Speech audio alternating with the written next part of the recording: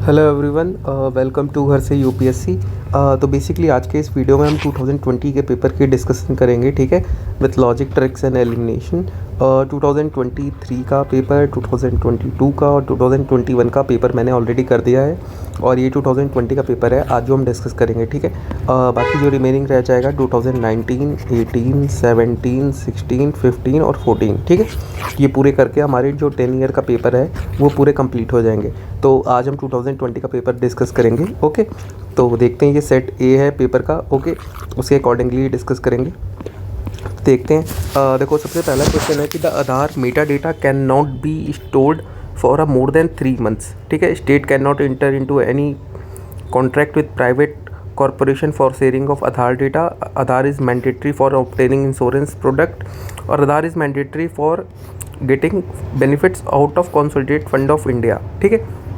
Option देखो 1 4 2 4 3 1 2 3 4 1 2 3 4 का option है ही नहीं, मतलब एक स्टेटमेंट तो इसमें से गलत है ही, ठीक है। अब ये देखो, ये दोनों स्टेटमेंट एक जैसी है और ये दोनों स्टेटमेंट एक जैसी है। अब पहली स्टेटमेंट पढ़ो, Aadhaar meta data can not be stored for more than 3 months. अगर 3 मंथ से ज़्यादा उसे स्टोर ही नहीं किया जा सकता, फिर इस आधार का मतलब क्या होगा? फिर उसका डेटा तो खत्म हो जाएगा, राइट, उसका मेटा डेटा। तो उसको तो आपको हमेशा ही स्टोर करके रखना पड़ेगा, तभी तो आप उसको वेरीफाई करोगे। तो पहली स्टेटमेंट तो सीधी आपकी गलत हो गई, ओके। तो पहली स्टेटमेंट आपकी गलत हो गई, पहला और चौथा ऑप्शन कट हो गया। अब आपका बचा 2 4 और 3, राइट। और 4 में से एक ही ऑप्शन सही दें, ये यूपीएससी की लिस्ट प्रोबेबिलिटी है, तो मतलब 2 4 तो वैसे आप डायरेक्टली करेक्ट कर सकते हो, बट 3 वाला अब देखो इसमें गलत क्यों है। Aadhaar is mandatory for obtaining insurance product और लिखा Aadhaar is mandatory for getting benefits out of consolidated fund of India. Consolidated fund of India से करने के लिए मैंडेटरी क्यों होगा? देखो, अब ये क्या, ये ब्रॉडर पर्सपेक्टिव में दिया हुआ है, कंसोलिडेटेड फंड ऑफ इंडिया। अगर गवर्नमेंट कोई भी आपको स्कीम्स के अंडर या फिर किसी के अंदर भी अगर आपको कोई बेनिफिशियरी बनाती है, राइट, तो वो चीज़, उसका फंड कहाँ से आता है? वो आता है कंसोलिडेटेड फंड ऑफ इंडिया। अब वो चाहे इंश्योरेंस से रिलेटेड हो, चाहे वो आपका फूड से रिलेटेड हो, चाहे आपका मेडिसिन हेल्थ केयर से रिलेटेड हो, कोई भी अगर आपको फंड या फिर कहीं से भी अगर गवर्नमेंट आपको फंडिंग प्रोवाइड कर रही है तो आपको कंसोलिडेटेड फंड ऑफ इंडिया से करती है, राइट। तो ये ब्रॉडर पर्सपेक्टिव है। और यहाँ पे क्या लिखा है? Aadhaar is mandatory for obtaining insurance product. अगर आप इंश्योरेंस प्रोडक्ट ले रहे हो लेकिन उसमें गवर्नमेंट का कोई रोल नहीं है, राइट, तो उसके लिए आधार का फिर रोल क्यों होगा, उस मैंडेटरी क्यों होगा? तो तीसरी स्टेटमेंट आपकी ऐसे गलत हो जाएगी। तो करेक्ट ऑप्शन आपका 2 और 4 आ गया डायरेक्ट। फिर देखो, Rajya Sabha equal power with Lok Sabha, तो ये तो आपका लक्ष्मीकांत का एक सिंपल सा क्वेश्चन, अगर आपने पढ़ा है तो सिंपली ये कर लोगे। फिर देखो अगले क्वेश्चन पे आ जाते हैं। एमपी लैट का ये है, ठीक है। MP LAD fund must be use to create durable assets like physical infrastructure for health education etcetera. हाँ, ठीक है, सही स्टेटमेंट लग रही है ड्यूरेबल एसेट्स के लिए। अब benefit specified portion of each MP fund must benefit SC ST population. हाँ, हो सकता है कि बेनिफिशियरी SC ST के लिए करें कि उनके लिए अपने एरिया और कॉन्स्टिट्यूंसी में उन्हें काम करना है। फिर देखो, MP LAD funds are sanction on yearly basis and unused fund can not be carried forward to the next year. अगर वो कैरी फॉरवर्ड नहीं हो सकेगा, मान लो इस साल में हुआ है, नेक्स्ट ईयर में अगर उसको यूज़ नहीं कर पा रहे हैं या फिर थोड़ा सा बच गया है, फिर वो लैप्स कर जा रहा है, तो ये तो मतलब थोड़ा एक नेगेटिव सेंस में स्टेटमेंट है, इसको डाउट में रखते हैं। फिर district authority must inspect at least 10% of all works under the implementation every year, ठीक है। चलो ठीक है, ये मान लेते हैं। अब ऑप्शन देखते हैं 1 2 3 1 2 4 1 2 3 4 का ऑप्शन है ही नहीं। इसका मतलब चारों की चारों तो सही नहीं है, एक ही स्टेटमेंट तो गलत है और एक या 2, ठीक है, जो कि 2 का भी ऑप्शन दे रखा है, राइट। अब देखते हैं यहाँ पे पहली एक, देखते हैं कौन सी गलत हो सकती है। अब यहाँ पे एक फैक्ट दे रखा है एटलीस्ट 10% का, और यहाँ पे दे रखा है कि unused fund can not be carried forward next year. और डिस्ट्रिक्ट अथॉरिटी तो इंस्पेक्ट कर सकती है, वो 10% ना कर, और यहाँ पे लिखा है एटलीस्ट 10%, मतलब 10% से मतलब मिनिमम 10% होना चाहिए। 25%, 20%, 11% भी हो सकता है, राइट, लेकिन एटलीस्ट 10% होना चाहिए। तो ये स्टेटमेंट तो थोड़ी जेन्युइन लग रही है कि एटलीस्ट 10% होना चाहिए। अब यहाँ पे लिखा है MPLAD sanction yearly basis and use fund can not be carried forward to the next year. तो अगर कैरी फॉरवर्ड ही नहीं कर पाएंगे तो फिर मतलब क्या रहा, क्योंकि एक साल में तो पूरा बन के तैयार नहीं हो जाएगा, राइट, और तुरंत आपकी फाइनेंस तो वो दे नहीं देंगे। तो दैट द थिंग कि उसको कैरी फॉरवर्ड तो उनको थोड़ा करना पड़ेगा। तो तीसरी स्टेटमेंट तो गलत लग रही है, तीसरी आप काट दोगे। 1 2 1 2 4 बचा, और चौथी आपकी यहाँ पे, तो यहाँ पे आपको थोड़ा एक रिस्क लेना पड़ेगा कि चौथी वाले को भी आप सही मान। बाकी यहाँ एटलीस्ट लिखा है कि inspect at least 10% of all works under implementation every year, तो एटलीस्ट 10% तो हो सकता है। तो यहाँ से आपको जनरली 1 2 4, ठीक है। अगले क्वेश्चन पे आ जाते हैं। विच of the following right fundamental right incorporate untouchability. Untouchability किस में आता है? आर्टिकल 17। आर्टिकल 17 किस में आता है? Right to equality. सीधा separation of judiciary from executive, ये DPSP सीधे सीधे आर्टिकल 50 आई थिंक या 50 ऐसे ही है, 49 या 50 DPSP का। ये भी नॉर्मल लक्ष्मीकांत अगर आपने पढ़ी हो जाएगा। अब ये क्वेश्चन पढ़ो, along with the budget micro finance minister also play other document before the parliament which include the macro economic framework statement. ठीक है, the aforesaid document presented because is mandated by long standing parliamentary convention, Article 112, 110 of the Constitution, Article 113 of the Constitution, provision of the Fiscal Responsibility and Budget Management Act 2003। अब यहाँ पे देखो, यहाँ पे का along with budget, budget की बात की गई है, यहाँ पे बजट मैनेजमेंट की बात की गई है, यहाँ पे फिजिकल रिस्पॉन्सिबिलिटी की बात की है। फिजिकल रिस्पॉन्सिबिलिटी किससे रिलेटेड होती है? बजट से ही रिलेटेड होती है, राइट। और यहाँ बोला है मैक्रो इकोनॉमिक फ्रेमवर्क स्टेटमेंट, तो मैक्रो इकोनॉमिक फ्रेमवर्क किस में आएगा? ये भी फिजिकल रिस्पॉन्सिबिलिटी में ही आता है। तो बेसिकली ये कहाँ से आ गया आपका? सीधे सीधे ऑप्शन डी। अगर आप थोड़ा सा सोच के इसमें लगाते कि बजट से, बजट मैनेजमेंट एक्ट तो बजट से रिलेटेड ही होगा, राइट, तो ये सीधे आ गया आपका डी ऑप्शन। अब constitution government by definition is a government by legislature popular multi party limited government. तो कॉन्स्टिट्यूशनल गवर्नमेंट क्या होती है? एक लिमिटेड गवर्नमेंट ही होती है, क्योंकि उसको कॉन्स्टिट्यूशन के फ्रेमवर्क के अंडर काम करना होता है। और यही सेम क्वेश्चन, इसी टाइप का क्वेश्चन 2023 के पेपर में भी आया था, यहीं से क्वेश्चन बना हुआ था कॉन्स्टिट्यूशन गवर्नमेंट का। फिर ये देखो, other than the fundamental rights which of the following parts of the constitution India reflect the principles and provisions of the universal declaration of human rights, preamble, DPSP, fundamental duties. तो reflect करता है तो तीनों में कर सकता है ये। तो प्रियम्बल में भी क्या पता कोई प्रोविज़न हो, DPSP में भी हो सकते हैं और फंडामेंटल ड्यूटीज़ में भी हो सकते हैं। जरूरी थोड़ी ना कि अगर वहाँ से कुछ भी रिफ्लेक्ट किया या फिर जरूरी नहीं exact word to word match हो। यहाँ पे लिखा है कि रिफ्लेक्ट कर रहा है, right, the principles and provisions को, तो तीनों में कर सकता है। 1 2 3। अगला क्वेश्चन देखो, in India legal service authorities provide free legal services to which of the following of citizens? Person with annual income of less than 1 lakh, ठीक है। Transgender with annual income of less than 2 lakh, ठीक है। Member of OBC with annual income less than 3 lakh, ठीक। अब ये देखो, एक person जिसकी annual income less than 1 lakh है और यहाँ पे लिखा है अदर बैकवर्ड क्लास, उसकी इनकम 3 लाख से कम होनी चाहिए। अगर एक पर्सन है उसकी 1 लाख से कम इनकम है और एक OBC है उसकी इनकम 3 लाख से कम होनी चाहिए, ये कौन सी बात है? क्योंकि यहाँ तो एक पर्सन लिखा है ना बस, और पर्सन की एक तरीके से ये थोड़ी वाइड वैरायटी हो जाती है, राइट। उसमें तो OBC भी आएगा, उसमें जनरल कैटेगरी का भी आएगा, उसमें SC ST भी आएगा, राइट। तो उसकी जगह अब मान लो कि एक OBC है, उसकी इनकम है 2 लाख रुपए, और एक पर्सन, एक जनरल कैटेगरी का पर्सन है, उसकी पर्सन है 1 लाख रुपए, ठीक। तो इसको लीगल सर्विस मिल जाएगी, लेकिन इसको लीगल सर्विस नहीं मिलेगी, ये कौन सी बात होती है, राइट। तो इसके लिए क्या, तीसरा ऑप्शन तो थोड़ा कर। और वैसे ही देखो, चौथा भी है ऑल सीनियर सिटीजन। मान लो एक रिटायर्ड IAS ऑफिसर है, ठीक है, अब वो सीनियर सिटीजन में आ गया है, लेकिन अब वो तो था तो IAS ऑफिसर ही ना, उसके पास इनकम की कोई कमी या फिर कोई एक फाइनेंशियली साउंड बैकग्राउंड से आता है सीनियर सिटीजन, अब उसको क्यों देंगे, राइट, फ्री सर्विस। तो वहाँ पे क्या है, ऑल सीनियर सिटीजन भी सीधे सीधे। और यहाँ पे ऑप्शन देखो 1 2 3 4 का ऑप्शन नहीं है, मतलब 2 स्टेटमेंट तो आपकी सीधी सीधी गलत होनी ही होनी है, राइट। तो इसमें क्या सीधा 1 और 2 आ गया आंसर आपका। फिर ये देखो 10 question, alma mater declaration Hague Telangana under 2 coalition 1 2 4 1 3 1 2 4, इसमें भी 1 2 3 4 का ऑप्शन है नहीं, तो मतलब एक ऑप्शन तो आपका इसमें सीधे सीधे गलत है ही, राइट।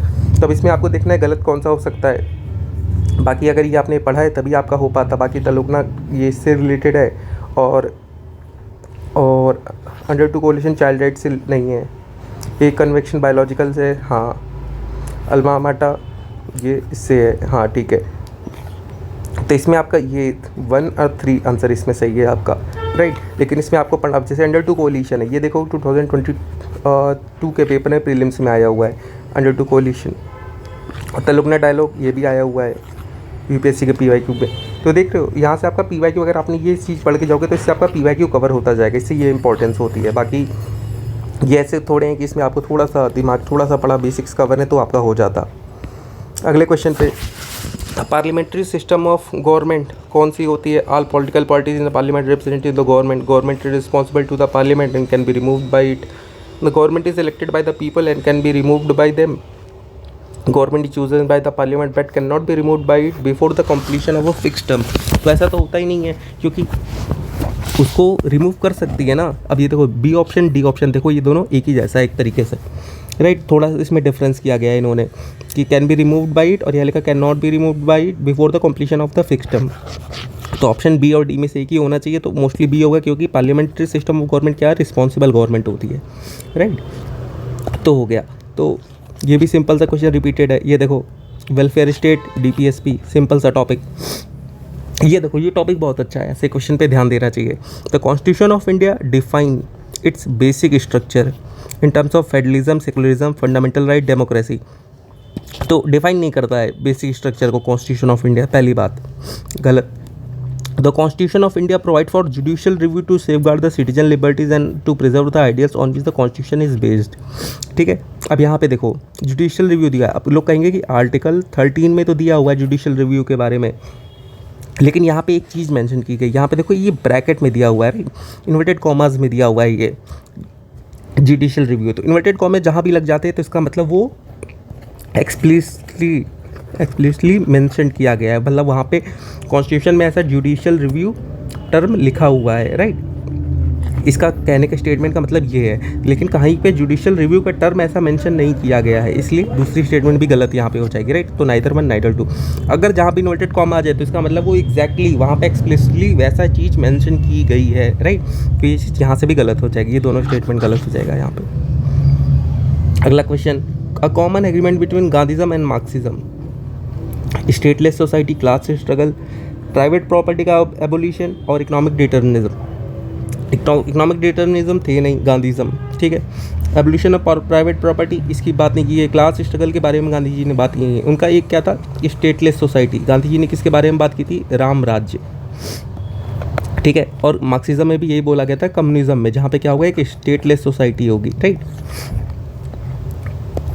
फिर देखो अगला question, in the constitution of India which of the following is a characteristic appropriate for bureaucracy, an agency for widening the scope of parliamentary democracy. तो जहाँ पे अगर पार्लियामेंट्री डेमोक्रेसी नहीं होती वहाँ पे ब्यूरोक्रेसी नहीं होती क्या, स्टेटमेंट गलत। An agency for strengthening the structure of federalism, अगर आप ऑल इंडिया सर्विस को हटा दो इंडिया से तो उसके बाद बाकी जो चीज़ें बची उसका फेडरलिज्म में रोल क्या है, सिर्फ एक ऑल इंडिया सर्विस ही है जो फेडरलिज्म स्ट्रक्चर को हमारे स्ट्रेंथन करती है, उसके अलावा और ब्यूरोक्रेटिक स्ट्रक्चर में ऐसा कुछ है नहीं मोस्टली, राइट। ये स्टेटमेंट भी गलत। An agency for facilitating political stability and economic growth, political stability कहाँ रही है, आप देख लो इतनी बार सरकारें गिरी हैं, तो सीधी सी बात है पॉलिटिकल स्टेबिलिटी का ब्यूरोक्रेसी से कोई रिलेटेड नहीं है। फिर an agency for implementation of public policy, तो हाँ ब्यूरोक्रेसी का काम क्या होता है कि गवर्नमेंट जो रूल्स बनाए उनको इम्प्लीमेंट करना, राइट, उनकी चीज़ों को प्रॉपरली फॉलो करना, वही है पब्लिक पॉलिसी का इम्प्लीमेंटेशन करना। फिर the preamble of a constitution is a part of constitution of India but no legal effect, अब not a part of constitution of India has no legal effect either. A part of Constitution of India and has the same legal effect as any other part. A part of Constitution of India but has no legal effect independently of other parts. अब पहला option और D वाला option, ये दोनों option आप पढ़ो, इन दोनों में देखो सिमिलरिटी है, बस इसके आगे यहाँ पे इन्होंने ये जोड़ दिया इंडिपेंडेंटली ऑफ अदर पार्ट्स, ठीक है। तो अगर आपको दो ऑप्शन सेम दे रही है यूपीएससी पूरा एग्जैक्ट और उसमें थोड़ा सा आगे एग्जैक्ट कुछ वर्ड लगा, इसका मतलब उस वर्ड्स का कुछ मतलब होगा, तभी तो आपको वहाँ पे लगा कि वो ऑप्शन क्रिएट किया जा रहा है, राइट। तो सिंपल सा मतलब ए और डी में से ही आंसर होगा, राइट। अब इसमें देखो आपका क्या है, इंडिपेंडेंटली ऑफ अदर पार्ट, तो सिंपल सी बात, अगर आपने लक्ष्मीकांत भी पढ़ी तो उसमें भी ये चीज़ दी हुई है मोस्टली, अगर आपने थोड़ा सा पढ़ा है केस के बारे में, तो ये सुप्रीम कोर्ट ने बोला है कि कॉन्स्टिट्यूशन का जो है प्रीएम्बल वो एक पार्ट है but as a no legal effect independently of other part. Simple सा आंसर आप कैसे आ जाएगा, ये बेसिक से क्वेश्चन है पॉलिटी के यार, जो आराम से हो जाते हैं। Gold tranche, reserve tranche refers to किसके लिए, अब देखो इसमें सीधे सीधे अब यहाँ World Bank, central bank, WTO, IMF, तो सीधे सीधे अगर ऐसे जहाँ पे भी गोल्ड ट्रांस, रिजर्व ट्रांस ऐसी बात आती है, ये सारी रिजर्व बास्केट, ये सारी IMF के टर्म्स होते हैं। इस बार भी जैसे इन्होंने देखो रैपिड क्रेडिट के दिया हुआ था 2023 का या 22 के पेपर में आया हुआ था, राइट। तो अगर ऑप्शन में आपका IMF है तो IMF क्या इनकी थीम, IMF से क्वेश्चन उठाते रहते हैं, तो IMF क्या है, अगर आपको ऑप्शन में IMF दिख रहा है और ऐसी कोई अगर लेंडिंग की या फिर क्रेडिट की बात की जा रही मनी से इंटरनेशनल लेवल पे, तो IMF ही है। फिर with reference to the provision content in the part 4 of the constitution of India which of the following, they shall not be enforceable by the court, they shall not be enforceable by the court, they shall be enforceable, they shall not be. अब ये देखो ये दोनों option में से एक ही होगा, या तो वो इन्फोर्सेबल होगा या तो इन्फोर्सेबल नहीं होगा, right. The principle laid in this part influence the making of the laws by the state, तो हाँ इन्फ्लुएंस कर सकता है। पार्ट 4 क्या है, पार्ट 4 है DPSP, DPSP से देखो 2-3 क्वेश्चन आ चुके। अब ये देखो अब इन दोनों में से होगा DPSP क्या इन्फोर्सेबल नहीं होता है, सीधी सी बात, मतलब ये पहला गलत हो जाएगा। पहला गलत, मतलब 2 and 3 आंसर आ गया आपका। दे शॉल नॉट बी इन्फोर्सेबल नहीं होते और स्टेट का वो होता है। फिर ये देखो, according to constitution of India person who is eligible to vote can be made a minister for 6 months even if he she is not a member of a state of a legislature of the state. फिर according to the RPA act 1951, a person convicted of a criminal offence and sentenced to imprisonment for 5 years is permanently disqualified from contesting an election even after release from prison। अब constitution of India ये तो कहता है कि एक state का जो minister बनाया जा सकता है किसी को 6 months के लिए if he is not a member of legislature of state. But यहाँ पे लिखा है क्या, who is eligible to vote. Eligible एक इंसान वोट के लिए हो जाता है 18 साल पे, लेकिन आपको लोकसभा का मेंबर बनने के लिए कितनी एज चाहिए होती है, 25 सीधा। तो ये स्टेटमेंट तो सीधे गलत हो गई ना, क्योंकि एलिजिबल टू वोट 18 पे हो जाते हो ना आप, तो ये तो होगा नहीं। अब ये RBI एक्ट का लिखा है सेंटेंस फॉर परमानेंटली डिस्क्वालीफाइड, तो परमानेंटली डिस्क्वालीफाइड तो कोई नहीं होता ना, वो एक ईयर के लिए होता है परमानेंटली। RBI एक्ट अगर आप पढ़ोगे तो उसमें भी लिखा हुआ है कि कुछ टाइम के लिए होता है, राइट। आप परमानेंटली किसी को डिस्क्वालीफाई नहीं कर सकते हो, नाइदर 1 नाइदर 2। फिर ये देखो, the president of India can summon session of parliament assembly he thinks the constitution of India provide for. ऐसी स्टेटमेंट जहाँ भी आती है द कॉन्स्टिट्यूशन ऑफ इंडिया से रिलेटेड, तुरंत आप थोड़ा सा सजग हो जाएगा। जैसे आपको दिखाया ना बेसिक स्ट्रक्चर का, जुडिशियल रिव्यू का, तो ऐसी स्टेटमेंट गलत ही होती है जहाँ पे ऐसा लिखा हो constitution of India provide for ऐसा session. There is a no number of day, minimum number of days that the parliament is required to meet in year. तो हाँ, हो सकता है, कोविड के टाइम पे नहीं मिली थी। देखो तीसरा क्या हुआ आपका, तो मतलब दूसरा सीधे सीधे आप ऐसा कर दो 1 और 3, आपका सीधा आंसर आ गया। क्योंकि 3 में मिनिमम 1 सही थे, यूपीएससी लिस्ट प्रॉपर्टी है 3 की, तीनों सही थे, लिस्ट प्रॉपर्टी है तो मोस्टली 3 में 2 सही होते हैं, तो 3 में से 2 आपके ऐसे सीधे सही कर सकते हो आप। फिर आ जाओ अगले क्वेश्चन पे। अब ये देखो, औरंग, बनियन और मिरासीदार। मिरासीदार है state designated revenue pair of the state. तो हाँ, मिरासीदार एक नाम भी आ रहा है कि मिरासीदार, कोई मिरासीदार, ऐसे आप वर्ड से भी देख सकते हो कि कुछ रेवेन्यू पेयर का ऐसा नाम हो सकता है मिरासीदार। अब इसमें देखो 1 2 3, इसमें भी वही है कि 1 भी सही हो सकता है, 2 भी सही हो सकता है इसमें, लेकिन वही है कि आपका थोड़ा सा इसमें चाहिए होगा कि अगर आपने थोड़ी पढ़ाई की हो। वैसे बनियन एक इंडियन स्टेट, ये NCERT का है, NCERT में साफ साफ दिया हुआ है। अगर आपने ये पढ़ा है तो वहाँ से आप ये दोनों कर लेते थे। 2 and 3 इसमें आपका सीधे सीधे आ जाता है, NCERT से बना हुआ क्वेश्चन था। फिर देखो, बुद्धिज़्म को लेकर के क्वेश्चन आया हुआ है कि सरवरदीन belong to the Mahayana Buddhism. तो नहीं है, सरवरदीन कहाँ, जैनिज़्म के होते हैं। ये भी एक सिंपल सा क्वेश्चन है, रेगुलर जैनिज़्म बुद्धिज़्म से हर साल क्वेश्चन आते हैं यूपीएससी के। लोकवर्दीन offshoot of Mahasanghika sect of Buddhism, हाँ है। The deification of Buddha by Mahasanghika for the Mahayana Buddhism, तो हाँ हो सकता है, क्योंकि महायान बुद्धिज़्म में भी तो डेसिफिकेशन ऑफ बुद्धा होता ही है, सीधी बात है। तो 2 and 3 आपका सीधे सीधे आंसर आ गया इसमें भी। ये देखो, which of the following correctly explain the impact of industrial revolution on India during the first half of the 19th century. First half of the 19th century मतलब 1801 से 1850, राइट। अभी ये कह रहा है हैंडी, अब मतलब ब्रिटिश का टाइम था, राइट। तो इसका मतलब इंडस्ट्रियल, तो इंडिया पे क्या होगा, निगेटिव इम्पैक्ट पड़ा होगा उसका, ठीक है। इंडियन हैंडीक्राफ्ट वर ड्रीम्ड, हाँ ठीक है। Machine were introduce in Indian textile in the large number, ये तो एक पॉजिटिव इम्पैक्ट दिखा रहा है ना, तो ये तो गलत हो जाएगा, क्योंकि इंडस्ट्रियल रिवोल्यूशन से ब्रिटिश इंडिया के टाइम पे इंडिया पे तो नेगेटिव इम्पैक्ट पड़ा था सिर्फ, और भी first half of the 18th century, तो नहीं होगा। Railway lines were laid in the many parts of the country, तो ये भी होगा, ये तो पॉजिटिव इम्पैक्ट बता रही है, ये भी गलत। Heavy duties were imposed on the imports of British manufacturers, तो ब्रिटिश मैन्युफैक्चरर जो इम्पोर्ट करते हैं उन पर तो क्या नाम है, जो ड्यूटीज़ होती थी वो बहुत कम होती थी, बल्कि इंडियन मैन्युफैक्चरर पे बहुत जाती होती है, ये भी एक पॉजिटिव सेंस में दिखा रहा है, ये भी गलत हो गया। तो इसका आंसर सीधे सीधे क्या हो गया आपका, 1 सही हो गया। इंडियन हैंडीक्राफ्ट वर ड्रीम्ड, यही एक आपका है जो निगेटिव सेंस में दिखा रहा है इंडिया पे इम्पैक्ट। फिर देखो ये कि इसमें देखो क्रोनोलॉजी पूछी गई है फ्रॉम अर्लीस्ट टाइम, तो इसमें देखो ये क्या है, consider the following event in the history of India. Rise of Pratiharas, king Bhoja, Pallavas under Mahendra Varman, rise of Chola, Palas and Chandra Gopala. Option में आ जाओ 2 3 2 3, तो सबसे पहले या तो 2 आएगा या 3 आएगा, ठीक है। तो स्टेलियन या तो पल्लवा पहले आए कि चोला पहले आए। अगर थोड़ा भी आपने अगर पढ़ा है मेडिवल हिस्ट्री, राइट, थोड़ा बड़ा होता तो आपको ये पता हो जाता कि पल्लवास तो पहले आए हैं, चोलास तो बहुत पहले थे, लेकिन उस बीच में वो चले गए थे, तो फिर बीच के पार्ट में पल्लवास पहले आए, तो 2 पहले आ जाएगा आपका। तो मतलब ऑप्शन आपका ए या सी, इन्हीं दोनों में से एक आएगा। तो फिर देख लो, अब दूसरे पे आ जाओ, तो 1 और 4 है, तो मतलब अब आपको 1 और 4 में से देखना है, क्योंकि अगर आपने ये चूज़ किया तो 3 अपने आप लास्ट में चला गया है, राइट। तो 1 और 4 में देख लो पहले क्या आया, पहले आपकी ये पाला आए हैं या फिर प्रतिहाराज आए थे। तो पाला और सेंट एनेस्टी पहले थी उनके प्रतिहाराज के, राइट। तो सीधे सीधे 4 पहले आ जाएगा, 2 4 1 3 आपका सीधे सीधे आंसर आ गया। अगर आपने इन दो का भी पता है कि पाला और ये पल्लवास के बारे में अगर पता होता आपको, राइट। और चोलास तो सबसे लास्ट में आए, अगर आपको ये भी पता होता तो भी आप कर लेते 3 वाले, यहाँ से भी आप निकाल सकते लास्ट वाला करके, राइट। इसमें अब देखो यहाँ पे हुंडी के बारे में दिया हुआ है। हुंडी अगर आपने जैसे अगर ये तो जो कॉमर्स वाले हैं तो उनको तो ये पहले भी पढ़ा हुआ था कि हुंडी जो होता है वो बिल ऑफ एक्सचेंज होता है। अगर आपने नहीं पढ़ा है तो भी ये एनसीईआरटी में दिया हुआ है, पूरा एनसीईआरटी का क्वेश्चन है ये बिल ऑफ एक्सचेंज का। फिर देखो देसर कथा के बारे में बात की गई है 22 सखाराम गणेश देवस्कर के बारे में, ठीक है। Freedom square, it warned against the colonial state hypothetic conquest of mind. हाँ ठीक है, हो सकता है कॉलोनियल स्टेट के कॉन्क्वेस्ट ऑफ माइंड के बारे में बताया उन्होंने। फिर it inspired the performance of swadeshi street plays and folk songs. हाँ हो सकता है इंस्पायर किया हो थोड़ा बहुत, किसी रीजन में कर दिया हो तो भी स्टेटमेंट सही है। The use of desh by देसर was in a specific context in the region of Bengal, ठीक है। अब ये बंगाल भी हो सकता है, क्या पता। अब इनका नाम सखाराम गणेश देवस्कर है तो क्या पता ये महाराष्ट्र के रीजन का भी हो सकता है, राइट। यहाँ तो एक फैक्ट दिया हुआ है।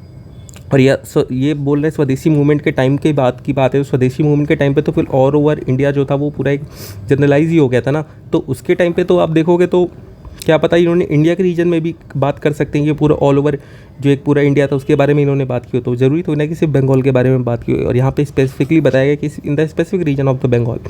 तो तीसरा तो मतलब उतना नहीं है, आप एक फैक्ट तो गलत हो सकता है। तो 1 2 3 आपका 1 2 आपका सीधे सीधे आंसर आ गया। गांधी इरविन पैक्ट के बारे में बताया गया। अब यहाँ पे भी देखो 4 स्टेटमेंट है लेकिन ऑप्शन में 1 2 3 4 नहीं है, तो मतलब एक ही स्टेटमेंट तो इस पर आपकी गलत तो है ही। अब गांधी इरविन पैक्ट हुआ था 1931 में, ठीक है, इतना हमें पता है। अब उसके बाद राउंड टेबल कॉन्फ्रेंस में क्या नाम है पार्टिसिपेट, हाँ ये सही है। Withdrawal of ordinance and propagate in the connection with the civil disobedience movement, चलो ठीक है, इसको अभी नहीं पता तो डाउट में रखते हैं। Acceptance of Gandhi suggestion for inquiry into police excess, ठीक है, इसको डाउट रखते हैं। Release of only those prisoners who were not charge with violence, हाँ ठीक है। ये क्यों? क्योंकि भगत सिंह को इसीलिए गांधी जी ने सपोर्ट नहीं किया था, राइट, क्योंकि वो उन्होंने वॉयलेंस किया था। तो ये चौथी स्टेटमेंट भी सही हो गई। तो अपने को ये पता है पहली और चौथी अपनी सही है। तो पहली और चौथी इसमें आ रही है, सिर्फ इसमें आ रही है, बी में आ रही है। तो मतलब दूसरा भी आपका सीधे सीधे सही होगा, तीसरा आपका सीधे गलत हो गया यहाँ से, राइट। तो देख लो यहाँ से भी आपका डायरेक्ट ऐसे आ जा रहा है। अगर आपको 4 में से 1 2 स्टेटमेंट भी पता है ना कि एक सही है या फिर आपको ये बताओ कि एक गलत है, तो वहाँ से भी आप अपना आंसर सीधे सीधे निकाल लोगे। फिर अगले क्वेश्चन पे आ जाते हैं। ये देखो, the Vitthal Vidhwansak the first monthly journal to have untouchable as it people target audience was published by, किसने किया थी? अब नाम क्या है? विट्ठल विध्वंसक। अब ये नाम थोड़ा वैसा लग रहा है मराठी नेम, तो थोड़ा महाराष्ट्र वगैरह साइड का ही लग रहा है, ठीक है। अब इसमें देखो गांधी जी और भीमराव अम्बेडकर जी मोस्टली अपनी लैंग्वेज इंग्लिश यूज़ करते थे और इन्होंने ज़्यादा चीज़ें इंग्लिश में ही लिखी हैं। गांधी जी मोस्टली इंग्लिश में लिखते थे, कुछ चीज़ें इनकी जो मतलब नॉर्मल अपनी लैंग्वेज में लिखी है इन्होंने। तो ये दोनों तो मतलब उतने हो गए। विट्ठल विध्वंसक नाम से तो नहीं लग रहा। अब ज्योतिराव फूले गोपाल बाबा वलंकर, अब यही दोनों थे, ये भी दोनों ये महाराष्ट्र से ही थे, ठीक है। तो अब इन्हीं दोनों में से एक हो सकता है। तो ऐसे करके आप 50-50 पे आ सकते हो इस पे, राइट। बाकी इसका मेन करेक्ट आंसर तो ऐसे गोपाल बाबा वलंकर ही होगा, बट इसमें आप ऐसे 50-50 में आ सकते हैं क्योंकि ज्योतिराव फूले की तो मोस्टली चीज़ें जो उन्होंने लिखी हुई हैं वो तो मतलब स्पेक्ट्रम में दी हुई है और वो नॉर्मल जैसा तो पढ़ के ही जाती है, राइट। तो गोपाल बाबा वलंकर वैसे भी आप इसमें लगा सकते थे। फिर देखो, with reference to history of India the term kulyavapa and dronavapa denote. अब यहाँ पे क्या है? Kulyavapa and dronavapa, measurement of land, ठीक है, coins, classification of urban land की बारे में बात कर रहा है, रिलीजियस रिचुअल्स। यहाँ पे एक स्पेसिफिक कंटेक्स्ट में बात कर रहा है लैंड के बारे में, अर्बन लैंड, और यहाँ पे मेजरमेंट ऑफ सिर्फ लैंड, जनरल टर्म में बात कर रहा है कि लैंड के बारे में दिया हुआ है, राइट। तो अब इसमें क्या हो गया? मतलब आंसर इन्हीं दोनों में से होना चाहिए, या तो ए या तो सी में से, ठीक है। जब ऐसी यूपीएससी हमेशा ऐसे ही करती है। 2022 के पेपर में भी मैंने जैसे दिखाया था ना, लेवांट वाला जो क्वेश्चन था स्पेसिफिकली मेडिटेरियन के बारे में जब उन्होंने दिया था, राइट। तो यहाँ पे क्या हो जाएगा? अब कुल वापा द्रोण वापा। अब वापा से भी ऐसे लग रहा है नापा, वापा और नापा। नापा क्या होता है? मेजरमेंट के लिए यूज़ होता है। तो कुल वापा द्रोण वापा कुल नापा, राइट। तो क्या है? मेजरमेंट ऑफ लैंड, मेजरमेंट से रिलेटेड है क्योंकि वो एक जर्नल टर्म भी है मेजरमेंट ऑफ लैंड, और दूसरी चीज़ ये उससे रिलेट भी कर रही है मेजरमेंट की, नापा। फिर देखो Whosoever praises his religious sect or blames other sect of excessive devotion to his own sect with the view of glorifying his own sect, the rather injures his own sect very severely. तो ये सारे काम किसके हैं? अब देखो mostly ये क्या है, वैसे आप इसको थीम बेस पे भी कर सकते हो कि सीधे अशोका, क्योंकि अशोका के क्वेश्चन यूपीएससी बहुत बार पूछती है, ठीक है। और दूसरी चीज़ क्या है, ये किस चीज़ को दिखा रहा है, ये धम्मा को दिखा रहा है। और धम्मा की फॉलोइंग की कौन करता था, वो अशोका ही करता था मोस्टली, राइट। और इंस्क्रिप्शन के बारे में बात की गई तो मोस्टली इंस्क्रिप्शन किसके फेमस है, अशोका के सबसे ज़्यादा। तो यहाँ से भी आप लगा सकते हो। फिर अगला क्वेश्चन, यहाँ पे बात करें डिस्क्रिप्शन ऑफ परम मिताज, ठीक है। तो परम मिताज की बात कर रहा है, तो परम मिताज की अगर हम बात करें तो परम मिताज दो वर्ड को मिलके बना है, एक परम और दूसरा मिताज। परम मतलब क्या, परम मित्र, मतलब बोलते हैं ना कि परम चीज़, तो परम मतलब कि हाईएस्ट लेवल, ठीक है। परम पूजनीय, राइट, कि मतलब बहुत ज़्यादा मतलब हाईएस्ट लेवल पे अगर हम किसी चीज़ की बात कर रहे हैं कि परम मिताज, कि मतलब हाईएस्ट लेवल का कुछ अचीव करना। अब यहाँ ऑप्शन में देखिए, द अर्लीस्ट धर्मशास्त्र टेक्स्ट रिटन इज एपोस्टिक सूत्र स्टाइल, ठीक है। philosophical school that did not accept the authority of Vedas perfections whose attainment led to the Bodhisattva path, powerful merchant guild of the early medieval south India, ठीक है। अब देखो इसमें एक ही option है जो सबसे हाईएस्ट लेवल की बात कर रहा है, बोधिसत्व पाथ, राइट, और परफेक्शंस की बात कर रहा है, और परम मिताज।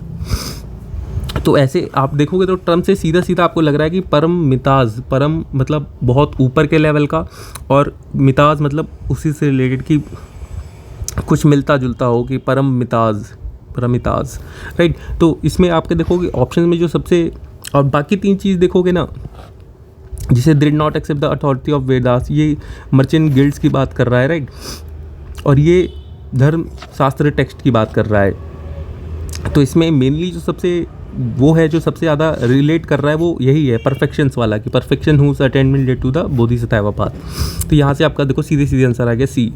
फिर ये देखो, in the context of Indian history Rukhmabai case of 1884 revolved around women right to gain education, age of consent, restriction of conjugal rights.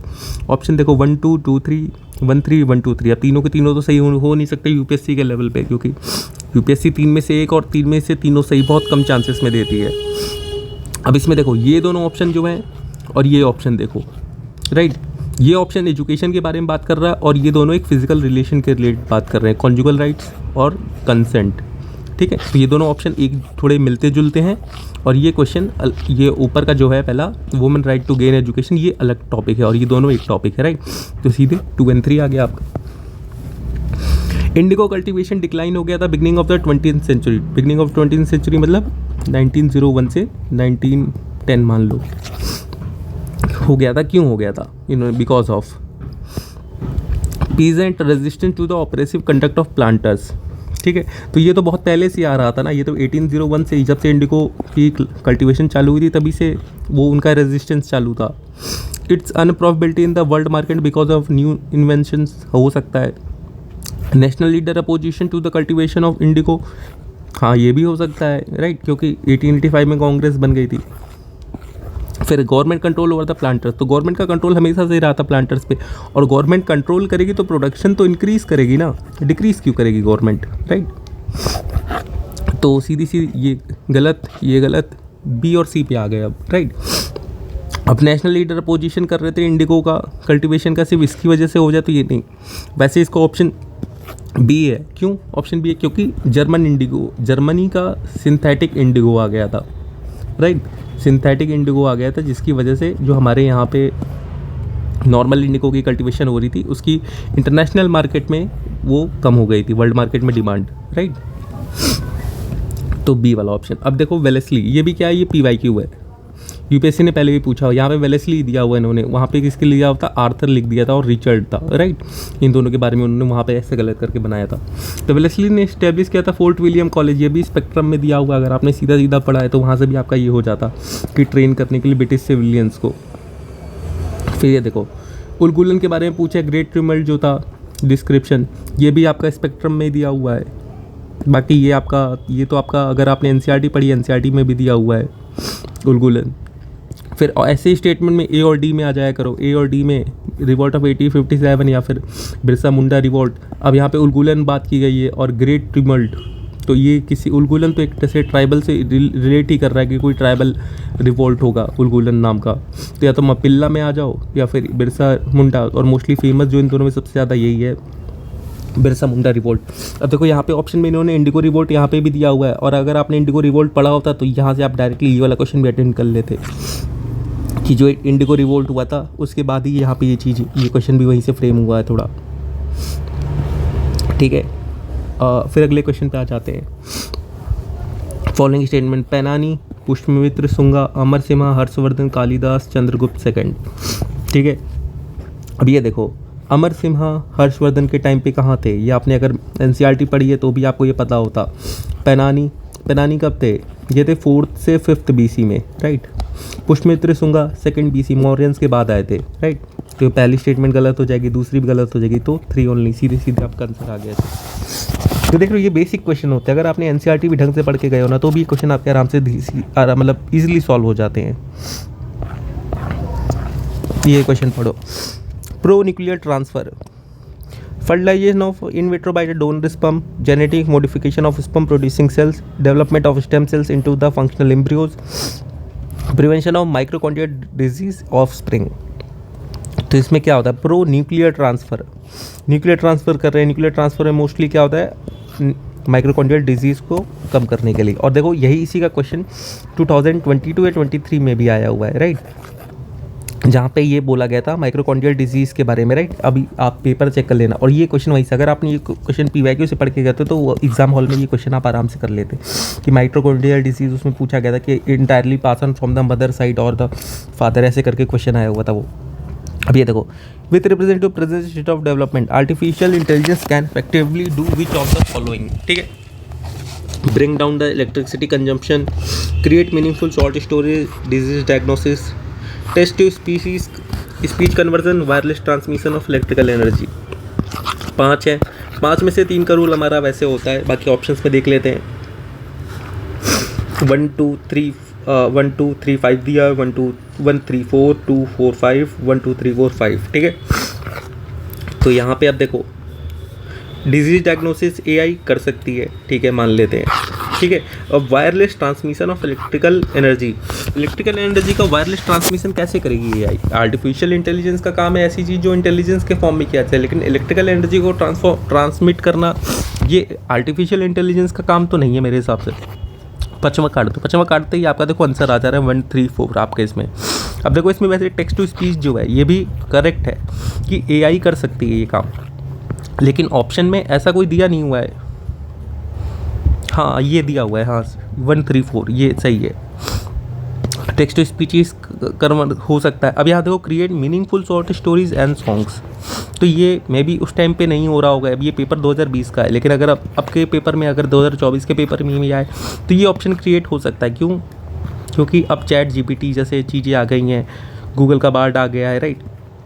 तो उस पर AI जो है अब और ज़्यादा डेवलप हो गई है, राइट, अब और मीनिंगफुल चीज़ें करने लग गई है, लेकिन उसके लिए भी आपको एक इंटेलिजेंस अपनी खुद की प्रोवाइड करनी पड़ेगी, वो खुद से नहीं कर सकती है। तो दैट द थिंग, वहाँ पे ये चीज़ गलत हो सकती है, ठीक।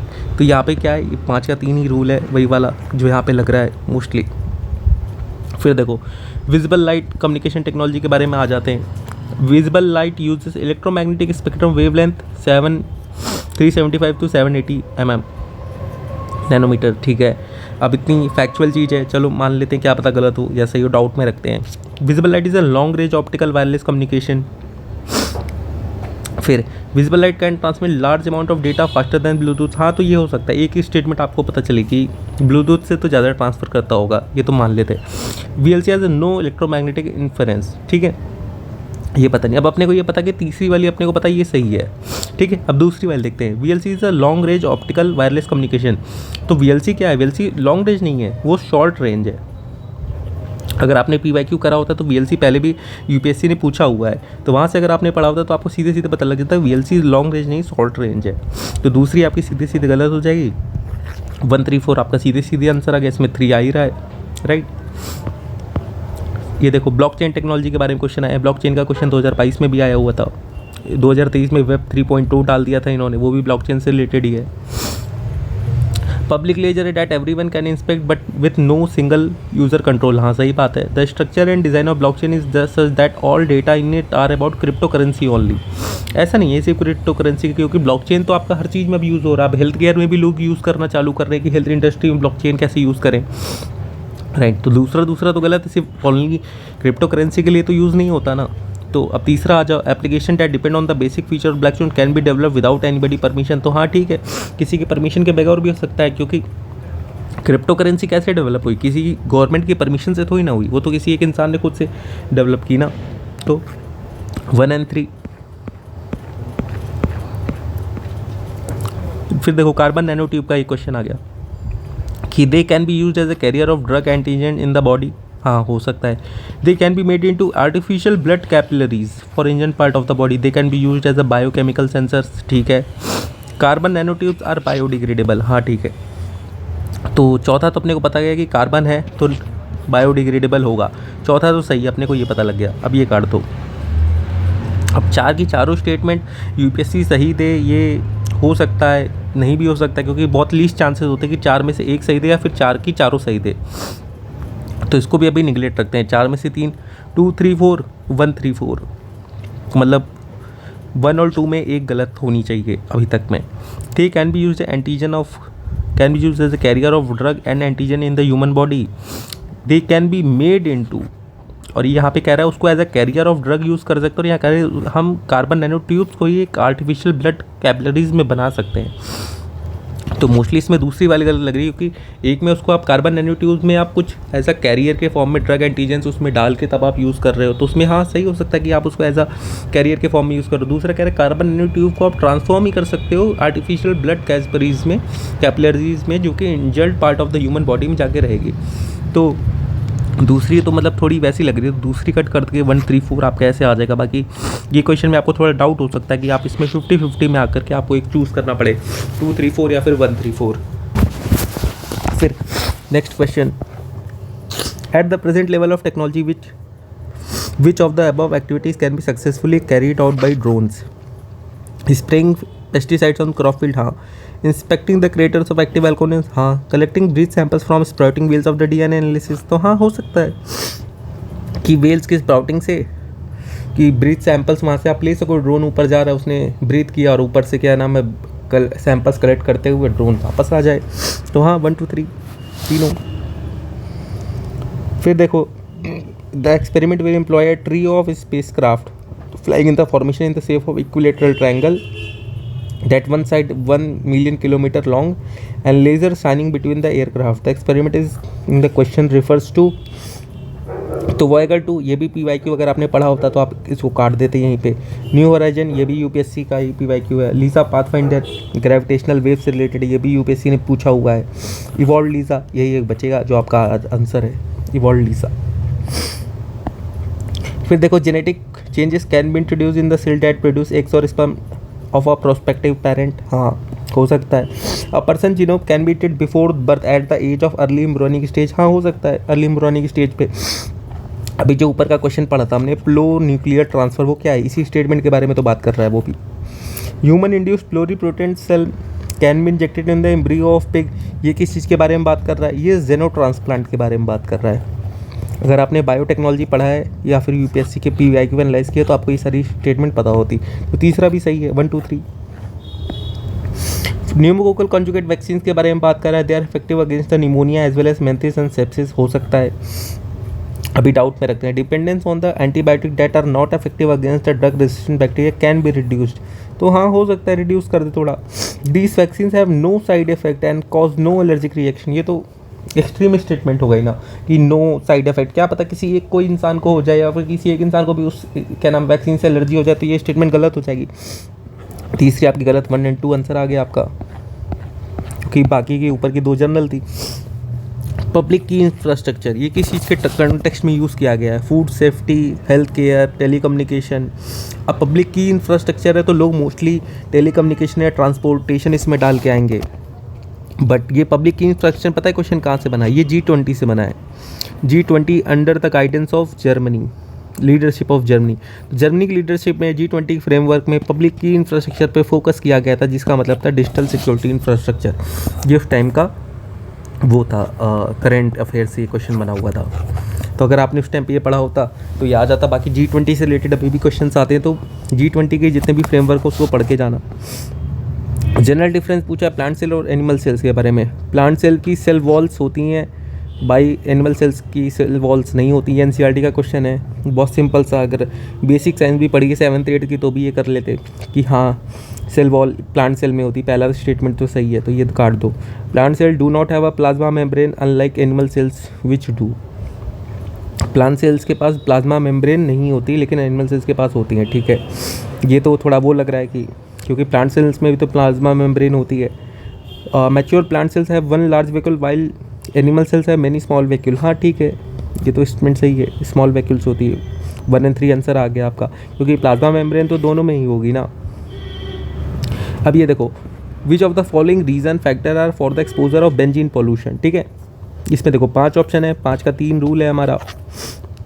कभी कभी सही होता है, कभी कभी नहीं, मतलब मोस्टली सही होता है, कभी कभी गलत होता है, ठीक है। अब ये देखो, automobile exhaust, tobacco smoke, would burning. अब यूजिंग वर्निश फूड वो नीचे using product made of polythene. किसी प्रोडक्ट को यूज़ करने से आप किसी पॉल्यूशन के एक्सपोज तो ही ना हो जाओगे। और यहाँ पे 3 चीज़ों की बात कर रहा है, ये तीनों चीज़ों में स्मोक की बात कर रहे हैं। ऑटोमोबाइल एग्जॉस्ट स्मोक निकलेगा, टबैको स्मोक हाँ स्मोक निकल रहा है, वुड बर्निंग उससे भी स्मोक निकलेगा, राइट। तो इन तीनों चीज़ों से क्या बेंजीन पोल्यूशन हो सकता है? हाँ, क्यों नहीं हो सकता है ये। 1 2 3 5 में से 3 देखो, 1 3 4 1 2 और 4 का अंतर है। टोबैको स्मोक या फिर using products made of polythene. तो पॉलीथीन के प्रोडक्ट को यूज़ करने से आप बेंजीन पोल्यूशन तो ही ना हो जाएगा, राइट। तो इसके लिए क्या होगा यहाँ पे आपका 1 2 3। अगला question, if another global financial crisis happen in near future which of the following action policy is most likely to give some immunity to India, not depending on short term foreign borrowing. हाँ ठीक है, अगर long term borrowing हमारे पास होगी तो हमारे पास ज़्यादा time मिलेगा उसको रीपे करने के लिए, तो हम फाइनेंशियल क्राइसिस जो होगी उससे हम थोड़ा और बच सकते हैं कि हमें उस टाइम पे कोई पेमेंट नहीं करनी होगी। तो पहला ऑप्शन सही है। दूसरा, open up more foreign banks. अगर ज़्यादा फॉरेन बैंक्स हमारे यहाँ पे आएंगे तो वो फॉरेन बैंक्स हमारा डिपॉजिट लेंगे, फिर वो अपने यहाँ पे जाएंगे, बल्कि हमारी तो रिस्क फैक्टर हमारा और बढ़ेगा ना कि अगर कहीं ग्लोबली फाइनेंशियल क्राइसिस आते हैं और उनसे जो रिलेटेड चीज़ें हमारे यहाँ भी हैं, तो हमारे यहाँ भी तो लोगों ने पैसा जमा किया है, तो हमारे पैसे भी तो रिस्क में आ जाएंगे, तो दूसरा तो गलत हो जाएगा। फिर तीसरा, maintaining full capital account convertibility. अगर फुल कैपिटल अकाउंट कन्वर्टिबिलिटी हो जाएगी तो इसका मतलब लोग अपना पैसा तुरंत कन्वर्ट करके बाहर जा सकते हैं, राइट। तो ये तो गलत हो जाएगा, तीसरा स्टेटमेंट भी गलत हो गया, राइट। तो सीधे आ गया ऑप्शन 1। और ये कैपिटल अकाउंट कन्वर्टिबिलिटी क्या होती है, ये सारी चीज़ें मैंने नोट्स में ऐड की हुई हैं UPSC के PYQ नोट्स में, ठीक है। उसको पढ़ लेना, वहाँ से मिल जाएगा, नहीं तो NCERT में भी दिया हुआ है, गूगल करके वहाँ से पढ़ लेना। फिर इफ़ यू विड्रॉ 1 लाख रुपए cash from your demand deposit back at the bank, the immediate effect aggregate supply money economy में क्या होगी। आपने मनी सप्लाई का मतलब क्या है, ठीक है, इन इकोनॉमी पूछा है, aggregate money supply in economy. मान लो इस टाइम मनी सप्लाई पूरी एग्रीगेट इकोनॉमी में कितनी है, 1 लाख करोड़, ठीक है। हम ये मान लेते हैं 1 लाख करोड़ है।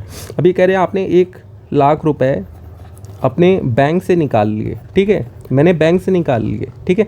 अब वो बैंक से निकाल के मेरे पास आ गए कैश में, इससे मनी सप्लाई में क्या इफेक्ट पड़ा? कुछ नहीं, जीरो। कैसे पड़ेगा? क्योंकि वो अभी भी 1 लाख रुपए सप्लाई में है, पहले बैंक के पास थे, बस अब मेरे पास है, लेकिन है तो इकोनॉमी में ही ना सर्कुलेट हो रहे हैं, लेकिन उससे डिक्रीज थोड़ी ना हो गए, राइट। अगर वो 1 लाख रुपए मान लो नोट जला दिए होते या फिर गवर्नमेंट वापस अपने पास ले लेती, राइट, तो फिर वो सप्लाई से चले जाते। इसका मतलब अभी अगर वो मेरे पास ही आ रहे हैं तो इसका मतलब वो 1 लाख रुपए कहीं उसका मनी सप्लाई में कोई इम्पैक्ट नहीं हुआ। With reference to the foreign direct investment which of the following is the major characteristics. Major characteristic पूछा है, मतलब स्टेटमेंट चारों सही हो सकती हैं, लेकिन इसमें आपको बताना है सबसे मेजर कैरेक्टरिस्टिक कौन सी है इसकी। It is an investment through capital instrument essentially in the listed company. जरूरी थोड़ी ना कि सिर्फ लिस्टेड कंपनी में FDI है, बहुत सारे ऐसे स्टार्टअप भी तो हैं जिनको FDI मिल रही है, वो लिस्टेड कंपनीज नहीं है, राइट। तो पहली स्टेटमेंट गलत हो गई। It is largely non depth creating capital flow. हाँ ठीक है, इन्वेस्टमेंट है, इन्वेस्टमेंट नॉन डेप्थ क्रिएटिंग ही होती है। It is an investment which involve depth servicing. तो डेप्थ सर्विसिंग कैसे होगी क्योंकि जब वो non depth creating Phule. It is investment made by the foreign investor in the government securities, जरूरी नहीं है ना कि गवर्नमेंट सिक्योरिटीज़ में ही हो, गवर्नमेंट सिक्योरिटीज़ में भी हो सकता है, लिस्टेड कंपनीज़ में भी हो सकता है, स्टार्टअप्स में भी, नॉन लिस्टेड में भी हो सकती है, राइट। तो सारी चीज़ों में हो सकती है, तो ये भी आपकी एक नैरो स्टेटमेंट हो गई, तो ऑप्शन बी आपका सीधे सीधे सही हो गया। With reference to the international trade of India at present which of the following statement are correct? India's merchandise export are less than is merchandise import. ठीक है कि उसके जो एक्सपोर्ट हैं वो लेस हैं एज कम्पेयर टू इम्पोर्ट। हाँ ठीक है। India's export of iron, steel, chemical, fertiliser and machinery have decrease in recent year. तो फर्टिलाइजर तो हम बहुत ज़्यादा इंपोर्ट करते हैं, फर्टिलाइजर का कैसे इंप्रूव डिक्रीज हो सकता है? फर्टिलाइजर तो बल्कि इंक्रीज होता रहता है, डिक्रीज नहीं होता है। दूसरा स्टेटमेंट गलत। India's export of services are more than its import of services. तो हाँ, हम एक्सपोर्ट ज़्यादा करते हैं सर्विसेज को, इम्पोर्ट कम करते हैं, हमारी सर्विस इकोनॉमी है। तीसरी सही हो गई। India suffers from overall trade current account deficit. तो देख लेते हैं, ये अभी नहीं पता ये स्टेटमेंट मान लो। अब आपको पता है ये दूसरी वाली गलत है, दूसरी काट दी। 3 और 1 3 4 बचा, आपको पता है पहली सही है तो 1 3 4 आंसर आ गया आपका, चौथी अपने आप सही हो गई। अब देखो, the term wax taxes intermediate sometime around the news refer to a grade of. तो किस चीज़ से होता है? तो वेक्स टैक्सेस इंटरमीडिएट हो गया या फिर ब्रेंट क्रूड हो गया, ये किस चीज़ से रिलेटेड होता है? ये होता है क्रूड ऑयल से। ये भी PYQ है, अगर आपने पढ़ा होता PYQ 2008 में आई थिंक या 9 में पूछा हुआ इन्होंने, उस टाइम ये ब्रेंट क्रूड के बारे में पूछा हुआ था कि ब्रेंट क्रूड किससे रिलेटेड है। इस बार वेक्स टैक्सेस का पूछ लिया था इन्होंने। फिर ये देखो, नॉन फाइनेंशियल डेब्ट क्या होता है? Housing financial loan by the house hold, amount outstanding of the credit card, treasury bill. तो ये तीनों ही हैं नॉन फाइनेंशियल डेब्ट। अब फाइनेंशियल डेब्ट क्या होता है, नॉन फाइनेंशियल डेब्ट क्या होता है, इसको आपको थोड़ा सा पढ़ना पड़ेगा, क्योंकि ये चीज़ ऐसी है जो आपको थोड़ी, ये बाकी है मैंने अपने PYQ नोट्स पे भी ऐड ऑन की हैं, तो उसमें से भी आप देख सकते हो। बाकी ये आपको नहीं पता तो उसमें आपको थोड़ा गूगल करके पढ़ लेना, तब आपका ये हो जाएगा। क्योंकि और सारे क्वेश्चन ऐसे अटेम्प्ट करने के लिए होते भी नहीं है, राइट। तो कुछ क्वेश्चन मोस्टली हमारा फोकस क्या होना चाहिए, मोस्टली 50% से ज़्यादा क्वेश्चन हम अटेम्प्ट कर ही लें पूरे, राइट। ऐसा इसमें कि अदरवाइज जो नॉलेज के अलावा हैं, जैसे नॉलेज के बेसिस पे आपने अगर मान लो 30 क्वेश्चंस कर लिए हैं, राइट, तो उसके बाद आपको क्या करना है, आपके 70 क्वेश्चन बच रहे हैं, 70 में से आपके 50% से ज़्यादा क्वेश्चन आपको इसमें से करने पड़ेंगे, राइट। अब आइए सेफगार्ड्स के बारे में बात कर रहा है। Some uses uranium, other uses thorium. तो आइए सेफगार्ड्स का ऐसा कोई उससे यूरेनियम थोरियम का तो रिलेशन है नहीं। फिर some uses imported uranium and other uses domestic supplies. तो हाँ, ये हो सकता है, क्योंकि आइए मोस्टली किस चीज़ को गवर्न करता है? International trade of the uranium. Some are operated by the foreign enterprise, some are operated by domestic enterprise, ये भी नहीं। Some are state owned, other privately owned, ये भी नहीं, राइट। मोस्टली भी आ गया सीधे सीधे आंसर। ये देख रहे हो, ये सारे रिपीटेड टॉपिक है। आइए कितनी बार UPSC ने पूछा हुआ है ये ट्रिम्स। ये देखो फिर से WTO का एक पूछ लिया, इसके पहले इन्होंने साइटोसैनिटरी पूछा हुआ था, इस बार ट्रिम्स पूछ लिया। Quantity restriction on import foreign invested are prohibited. तो हाँ, ये हो सकता है क्वांटिटी रिस्ट्रिक्शंस लगाई जाएँ। They apply to investment measure related to trade in both goods and services. तो नहीं, ट्रेड रिलेटेड इन्वेस्टमेंट है तो ये मोस्टली गुड्स से रिलेट करता है, सर्विस से नहीं करता है। तो दूसरी गलत हो जाएगी। They are not concern with the regulation of foreign investment. हाँ, ट्रिम्स क्या नाम है, ये फॉरेन इन्वेस्टमेंट से क्यों करेगा? तीसरी स्टेटमेंट तो सीधे सीधे सही है, तीसरी सही है, दूसरी गलत। तो 1 और 3 आपका सीधे सीधे इसमें आंसर आ गया। अब ये देखो, यहाँ पे बोल रहे हैं कि अगर एक्सपेंशनिस्ट पॉलिसी, अगर मॉनेटरी पॉलिसी RBI को फॉलो करनी है, which of the following would not do. क्या चीज़ वो नहीं करेगा? Cut and optimise statutory liquidity ratio. Expansionist monetary policy, expand करना है ना, एक्सपेंड करना है मतलब मनी फ्लो को बढ़ाना है, ठीक है। अब मनी फ्लो बढ़ाना है, अगर हम कट करेंगे और ऑप्टिमाइज करेंगे स्टैच्यूटरी लिक्विडिटी रेशियो को, कट कर रहे हैं तो मतलब मनी फ्लो और बढ़ेगा, सीधी बात है। तो ये तो करेगी। Increase in the marginal standing, अगर इंक्रीज़ करेगी तो मतलब लोन कम जाएगा, इसका मतलब जो मनी फ्लो है वो डिक्रीज़ होगा, मतलब ये तो नहीं करेगी। Cut the bank rate and repo rate, अगर बैंक रेट को कम करेगी, रेपो रेट को कम करेगी, बैंक को लोन ज़्यादा मिलेगा, बैंक को लोन ज़्यादा मिलेगा मतलब बैंक आगे कस्टमर्स को लोन ज़्यादा देगी, मतलब एक्सपेंशनिस्ट पॉलिसी और होगी, राइट। तो इसका मतलब क्या नहीं करेगी? सिर्फ ये बीच वाला, तो मतलब नॉट डू पूछा है ना, तो 2 वाला आंसर आपका सीधे सीधा गया, ओनली 2। फिर देखो, which of the reference of economy 1991 economic liberalisation के बारे में पूछा है कि वर्कर की जो प्रोडक्टिविटी है इंक्रीज़ हुई है अर्बन एरियाज़ में, वाइल डिक्रीज़ हुई है रूरल एरियाज़ में। तो हो सकता है कुछ भी। The percent of share of rural areas in the workforce steadily increase, तो स्टीडली इंक्रीज ऐसा तो कुछ नहीं होता कि रूरल एरियाज के वर्कफोर्स जो है स्टीडली इंक्रीज हो गई। दूसरा स्टेटमेंट तो सीधे ऐसे क्वेश्चन जो होते हैं जहाँ पे लिखा होता है ना स्टीडली इंक्रीज स्टीडली डिक्रीज, अगर आपको बिल्कुल श्योर शॉर्ट नहीं पता है तो मोस्टली स्टेटमेंट गलत होती है। दूसरा गलत। 3-4 पे आ जाओ। 3-4 only in rural the growth in the non farm activity increase, तो हाँ ये तो कोई स्टेटमेंट तो अपने को पता है कि non farm activities rural areas में अब ज़्यादा बढ़ गई हैं। पहले सिर्फ एग्रीकल्चर था, अब डेयरी में आ गए हैं, फिशिंग पे आ गए, बहुत सारी चीज़ें होने लगी हैं। फिर the growth rate in the rural employment decrease, तो हाँ हो सकता है रूरल एम्प्लॉयमेंट डिक्रीज हो। 3 और 4 आपका सीधे सीधे आंसर आ गया। अब ये देखो यहाँ पे in the term of short term credit delivery to agriculture sector, district central cooperative bank deliver more credit in comparison to scheduled commercial bank and regional rural bank. तो डिस्ट्रिक्ट सेंट्रल कोऑपरेटिव बैंक ज़्यादा credit क्यों distribute करेगा as कम, और short term credit delivery वो तो regional rural bank करते हैं मोस्टली काम होता है, और कमर्शियल बैंक करते हैं, राइट।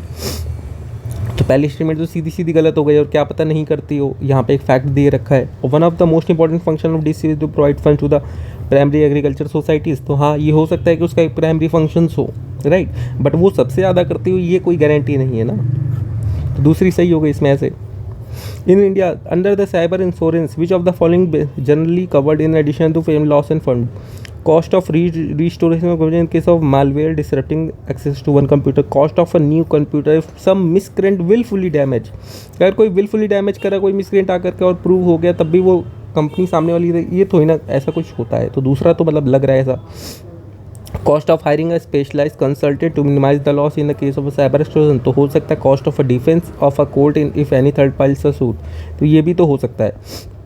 दूसरे में डाउट है, दूसरा वाला क्रॉस करोगे 1, 3, 4 आपका सीधे सीधे ऐसे आंसर आ गया मोस्टली। अगला देखो यहाँ पे बात की जा रही है पब्लिक इन्वेस्टमेंट की।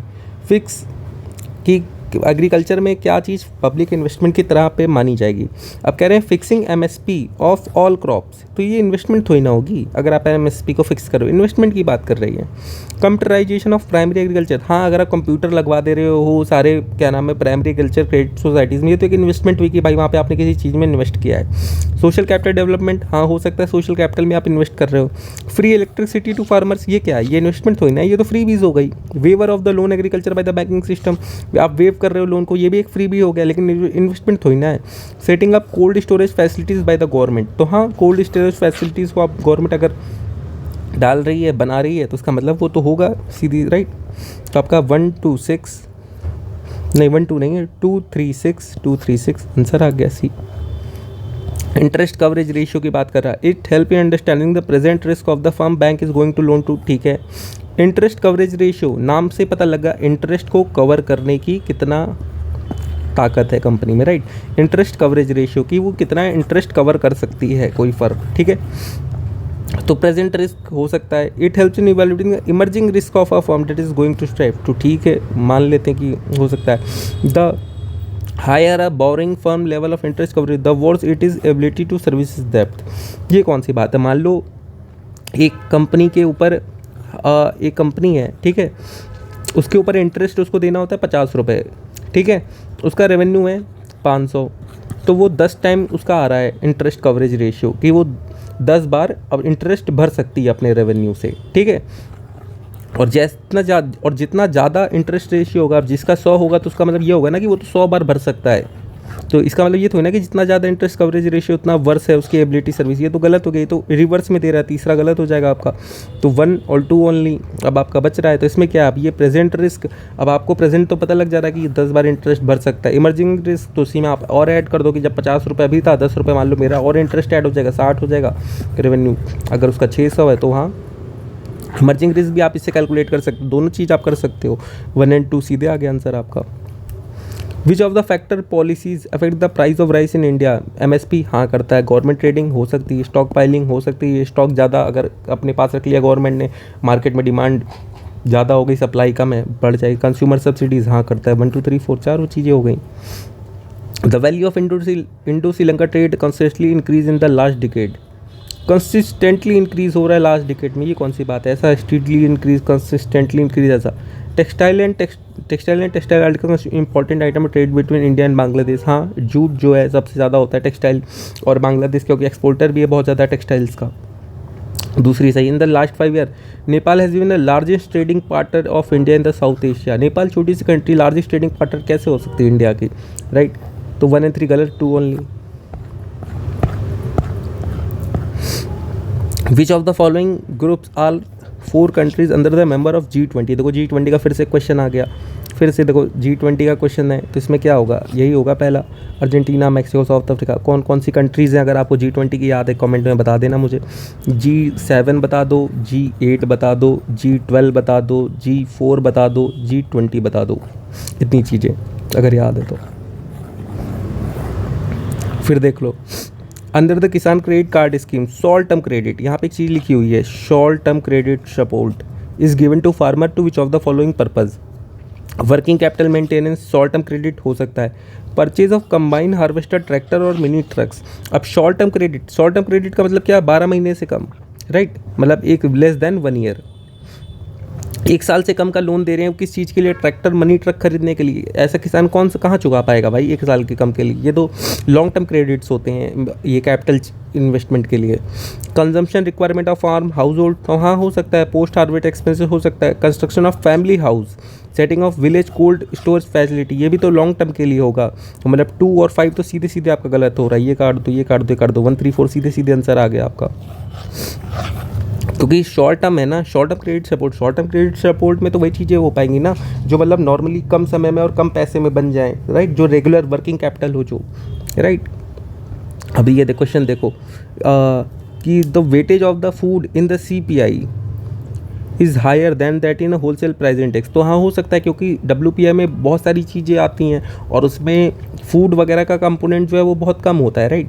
क्योंकि फूड का वेटेज CPI क्या है, नॉर्मल कंज्यूमर पर्पस के लिए होता है ना, तो कंज्यूमर में फूड का वेटेज बहुत ज़्यादा होता है, लेकिन होलसेल प्राइस में इंडस्ट्री वगैरह के लिए फूड का वेटेज उतना नहीं होता है। तो पहला स्टेटमेंट सही हो सकता है, the WPI does not capture changes in the prices of services which CPI does.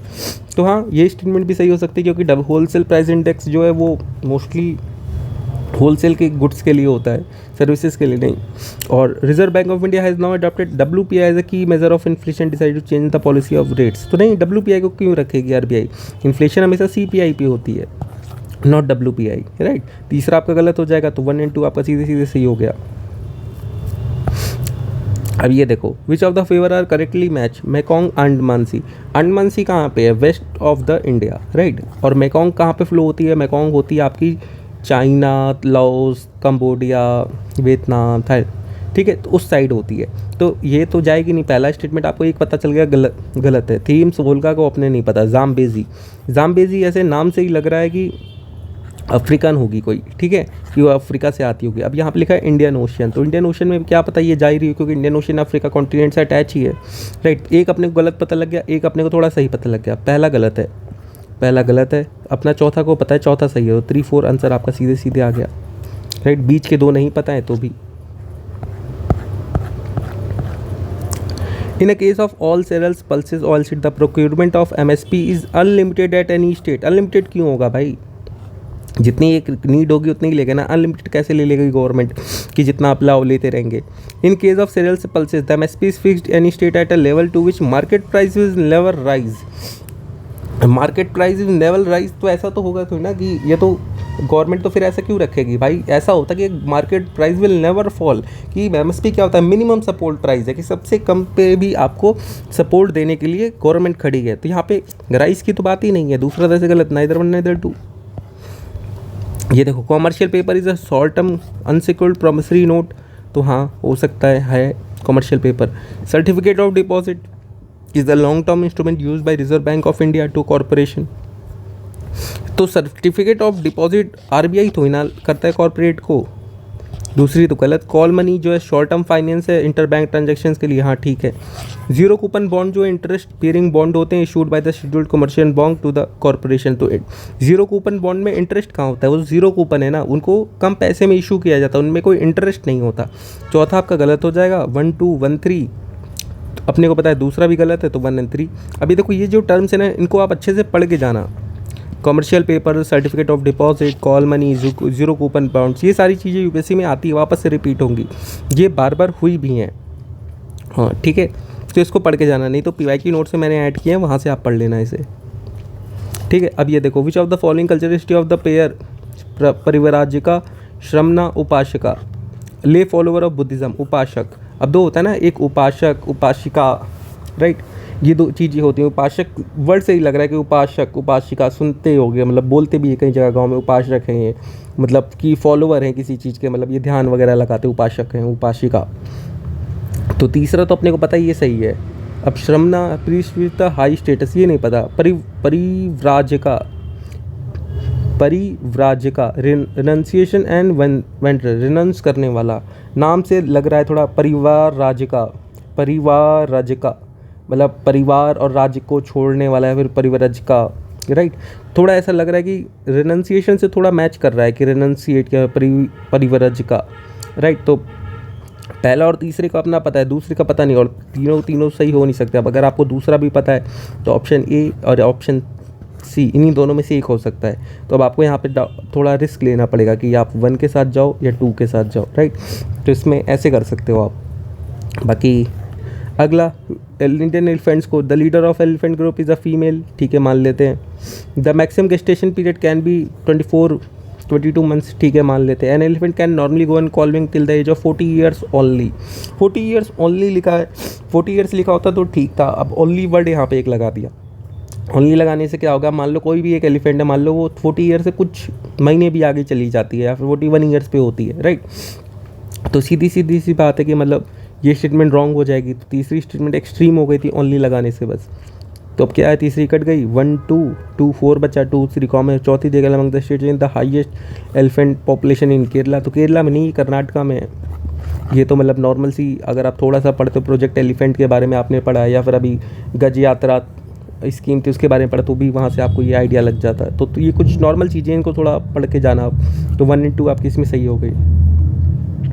Kaveri basin में कौन कौन सी हैं, अब देखो ये नेशनल पार्क वाले क्वेश्चन है, ये आपको पढ़ के जाने पड़ेंगे, तभी क्वेश्चन आप अटेंड कर पाओगे, right.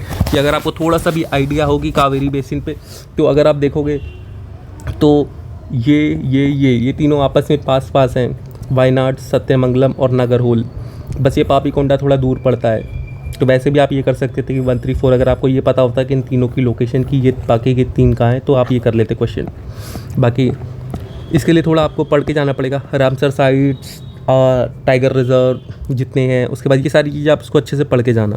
With reference to the Indian biodiversity, Ceylon frogmouth, coppersmith barbet, grey chinned minivet, white throated redstart are. White throated generally ऐसे जो नाम होते हैं, वाइट थ्रोड, रेड बिल्ड, ऐसे करके जो नाम होते हैं सारे बर्ड्स के ही होते हैं, क्योंकि थ्रोट्स उन्हीं की लंबी होती हैं जो बर्ड्स होती हैं वैसे, राइट। तो इसमें आपका ये हो गया। फिर which of the following protected areas well known for the conservation of sub species of Indian swamp deer, barasingha, डेड ट्राइब्स, टेलावॉन एंड क्रूजी, ग्रामनीवोरस। तो ये क्वेश्चन अगर आपने अच्छे से नेशनल पार्क करे हैं पढ़ के, तो ये क्वेश्चन वहाँ से भी आपका सॉल्व हो जाता है। कान्हा नेशनल पार्क आपका सीधा होता है ये।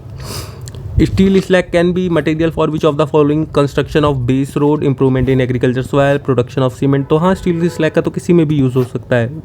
1 2 3, which of the following are most likely place to find a musk deer in natural habitat. अब देखो मस्क डियर के बारे में आपने नहीं पढ़ा, अब यहाँ पूरा इन इट्स नेचुरल हैबिटेट, ठीक है। तो अगर आपने इन सबकी लोकेशन आपको पता होती है तो ये पता लग जाता है ये दोनों यूके में है, ये किशनपुर ये यूपी में है, मानस ये एमपी में है।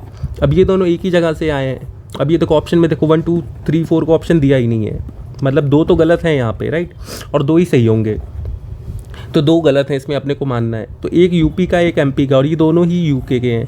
तो ऐसे ही आप सीधे कर सकते थे 1 और 2, क्योंकि दोनों यूके के हैं। तो नेचुरल हैबिटेट क्या पता वही हो, यूके का ये ही हो जहाँ पे ये दोनों चीज़ पाई जाती हों।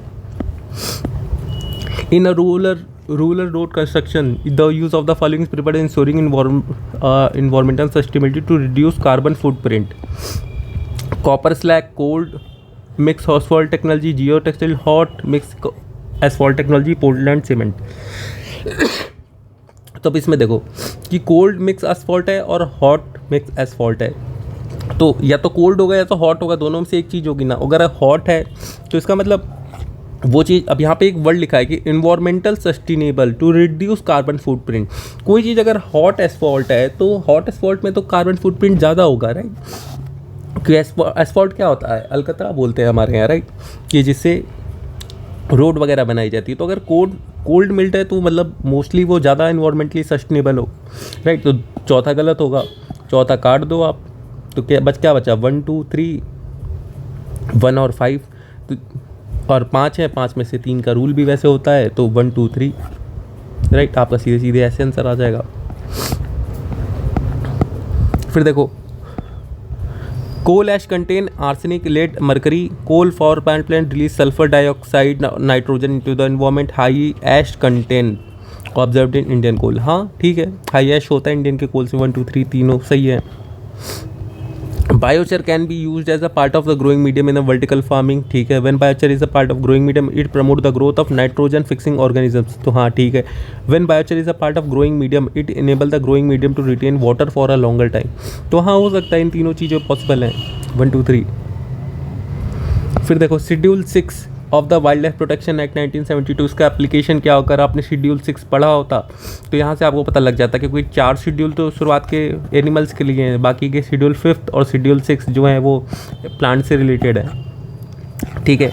अब यहाँ पे क्या लिखा है, it is a genetically modified crop plant, such plant cannot be cultivated any circumstances, a license is required to cultivate a plant is invasive and harmful to ecosystem। अब ये दोनों चीज़ें हैं, यहाँ पे कह रहा है कि उसको कल्टीवेट करने के लिए एक लाइसेंस की ज़रूरत होगी, यहाँ पे कह रहा है कि उस प्लांट को आप कल्टीवेट ही नहीं कर सकते किसी भी सर्कमस्टेंसेस में।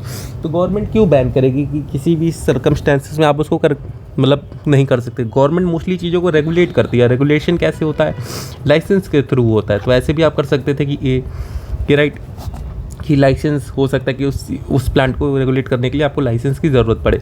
बाकी अब WPA में चेंज हो चुकी है, अब सिर्फ 3 ही शेड्यूल है, तो इसको फिर से एक बार अब अपडेट करके पढ़ के जाना। With reference to Gupta dynasty, ancient Ghantasala, Kadura और चौल वेल नोन एज। अब देखो यहाँ पे क्या है, port, capital, places of stone art architecture, Buddhist pilgrimage centre.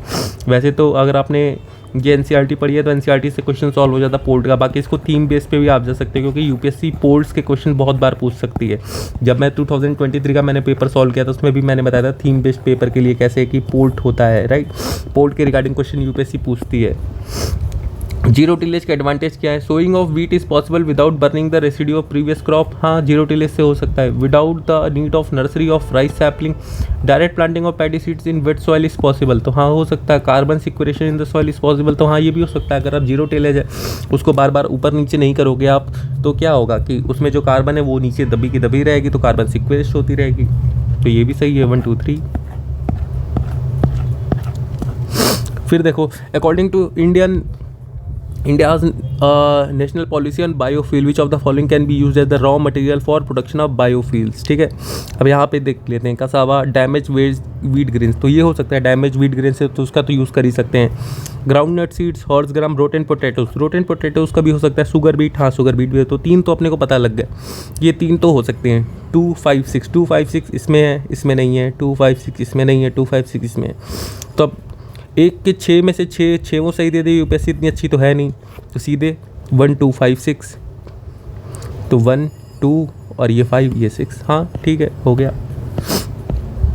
फिर देखो, which of the following term describe the social cost of the carbon, ठीक है। It is a measure in monetary value of, monetary value किस चीज़ की, social cost लिखा है ना, of carbon. Long term damage done by a ton of CO2 in a given year, तो हो सकता है। Requirement of fossil fuel of a country to provide goods and services to its citizen based on the burning of those fuels. Requirement of fossil fuels for a country to provide goods and to, इसमें लेकिन social cost का काम मतलब कहाँ आया कुछ। Efforts put in a climate refugee to adapt in life in a new place, ये तो बनाई हुई स्टेटमेंट लग रही है कि किसी क्लाइमेट रिफ्यूजी को एक नई जगह जाने के लिए क्या नाम है जो नया एफर्ट लगाना पड़ रहा है। Contribution of individual person to the carbon footprint on a planet Earth, individual person का कार्बन फुटप्रिंट जो है उसको सोशल कॉस्ट ऑफ कार्बन से रिलेट कैसे करेंगे, तो ये भी मतलब नहीं हो रहा है। तो मोस्टली जो सबसे जेनरिक जो स्टेटमेंट है यहाँ पे जो क्या नाम है, ये सारी चीज़ें देखो स्पेसिफिक है, इंडिविजुअल पर्सन से रिलेटेड। क्लाइमेट रिफ्यूज को लेकर के बता रहे रिप्लेस करने के लिए। यहाँ पे provide goods and services citizen को लेकर के on the burning of fossil fuels. यहाँ पे एक ही चीज़ है जो सबसे जनरल है कि long term damage by a ton of CO2 emission in a given year. तो यही होगी सबसे सही, क्योंकि यही सबसे जेनरिक स्टेटमेंट है यहाँ पे। With reference to the pulse production in India, black gram cultivated as both kharif and rabi crops, ठीक है। Green gram alone account for the nearly half of the pulse production, मतलब मोर देन द 50% के करीब सिर्फ green gram हो रही है, right. तो ये तो एक फैक्चुअल स्टेटमेंट आ गई। और ये बोले लास्ट 3 डिकेड्स में production of kharif crop pulses increase हुए हैं और production of rabi crop pulses जो है वो डिक्रीज हुई हैं। तो ये भी क्या पता इन्होंने स्वैप कर दी हो, राइट। तो यहाँ पे ये स्टेटमेंट इन दोनों में एक फैक्चुअल चीज़ें दी हुई हैं मोस्टली। 2 और 3 तो मोस्टली डाउट में लग रही है, तो इसका 1 ही डायरेक्ट करेंगे भाई। बाकी ये क्वेश्चन ऐसे हैं कि अगर आपको श्योर शॉट आ रहे हैं तभी अटेंड करने, बाकी ऐसे क्वेश्चंस को थोड़ा आप निगलेक्ट करना, राइट। कि अगर आपको थोड़ा पता है रबी और खरीफ क्रॉप्स के बारे में तो आप इनके थ्रू जाना। अब ये बोल रहे थे क्रॉप है जो कि सब ट्रॉपिकल है नेचर में, हार्ड फ्रॉस्ट जो है इंजूरियस है उसके लिए, right. It require at least 210 frost free days and 50 to 50 centimeter of rainfall for its growth. Light wilted soil capable of retaining moisture ideally suited for the cultivation of crop. Which of the following is that crop? तो cotton, jute, sugarcane, tea. 210 frost free days तो mostly cotton के लिए ही होते हैं, या अगर आपको पता है NCERT का ये क्वेश्चन है, NCERT में दिया हुआ है साफ साफ, अगर आपने नहीं पता। बाकी ये PYQ से भी आप कर सकते हो, PYQ में भी पहले टी के बारे में पूछ चुकी है UPSC, sugarcane, jute, cotton पूछ चुकी है, तो वहाँ से आपको पढ़ के जाना चाहिए। सोलर वाटर पम्प के बारे में बात की गई है। Solar water pump can be use for running surface pump but not submersible pump. ये तो सीधे सीधे गलत हो गया ना, क्या पता किसी ने सोलर पंप की एनर्जी से, सोलर पावर की वजह से सबमर्सिबल पंप चला के दिखा दिया, फिर तो UPSC का स्टेटमेंट गलत हो जाएगा, ये गलत। Solar power can be use for running centrifugal pump but not the one with the piston, ये भी गलत है। किसी ने अगर पिस्टन वाले पंप को चला के दिखा दिया तो UPSC क्या करेगी भाई, गलत हो जाएगा। तो यहाँ पे क्या हो जाएगा, नाइदर 1 नाइदर 2। अगला क्वेश्चन, इंडिया में शुगर केन के बारे में बात करें। Substantial saving in seed material made when bud chip seedlings are raised in nursery and transplanted in the main field. हाँ ठीक है, पहले अगर नर्सरी में आप किसी बड को ऐसा सैम्पलिंग में वहाँ ग्रो कर रहे हो, फिर जब वो थोड़ा मैच्योर हो जा रहा है फिर उसको आप फील्ड में ले जाके लगा रहे हो, तो उसकी ग्रोथ परसेंटेज ज़्यादा हो जाएंगे। हाँ ठीक है। When direct planting of sets is done the germination percentage is better with single bud set as compare to the set with many buds. तो ये क्या है, अब मान लो एक प्लांट है, ठीक है, एक शुगर केन का ऐसा है, उसमें एक सिंगल बड है ऐसे, और एक शुगर केन का ऐसा केन है जिसमें ढेर सारे बड हैं। तो जिसमें ढेर सारे बड हैं उसके ज़्यादा चांसेस होंगे ना ग्रोथ के एज कम्पेयर टू 1, क्योंकि इसमें तो सिर्फ एक ही बड है, हवा वगैरह आई और ये उखड़ गया तो फिर ये तो प्लांट बेकार हो जाएगा। तो जिसमें मेनी बड्स हैं वही वाला मोस्टली ये वाला ज़्यादा ठीक पड़ेगा ना। तो इसके लिए क्या होगा, ये स्टेटमेंट तो गलत हो गई, क्योंकि सेट विद मेनी बर्ड्स के ज़्यादा better chances as compare to single buds. फिर क्या लिखा, if bad weather condition prevail when sets are directly planted single bud sets have better survival as to the large set. तो फिर से गलत, क्योंकि बेटर सर्वाइवल किसका है, जिसके लार्ज सेट हैं। तो दूसरा तीसरा गलत। Sugarcane can be cultivated using settling prepared from tissue culture. तो हाँ हो सकता है टिश्यू कल्चर के साथ, 1 और 4। In the context of India, which of the following are considered the practice of eco-friendly agriculture? Crop diversification हाँ हो सकता है, लेग्यूम इंटेंसिफिकेशन हो सकता है, टेंसियोमीटर यूज़, टेंसियोमीटर तो मतलब ये वाटर और सॉइल के बीच में जो वो टेंशन होता है उसके मेज़र करने के लिए यूज़ होता है टेंसियोमीटर। और vertical farming, eco friendly agriculture के बारे में पूछा है तो वर्टिकल फार्मिंग हो, लेकिन वो ज़रूरी नहीं है ना कि इको फ्रेंडली भी हो, तो चौथी तो ज़रूरी नहीं है।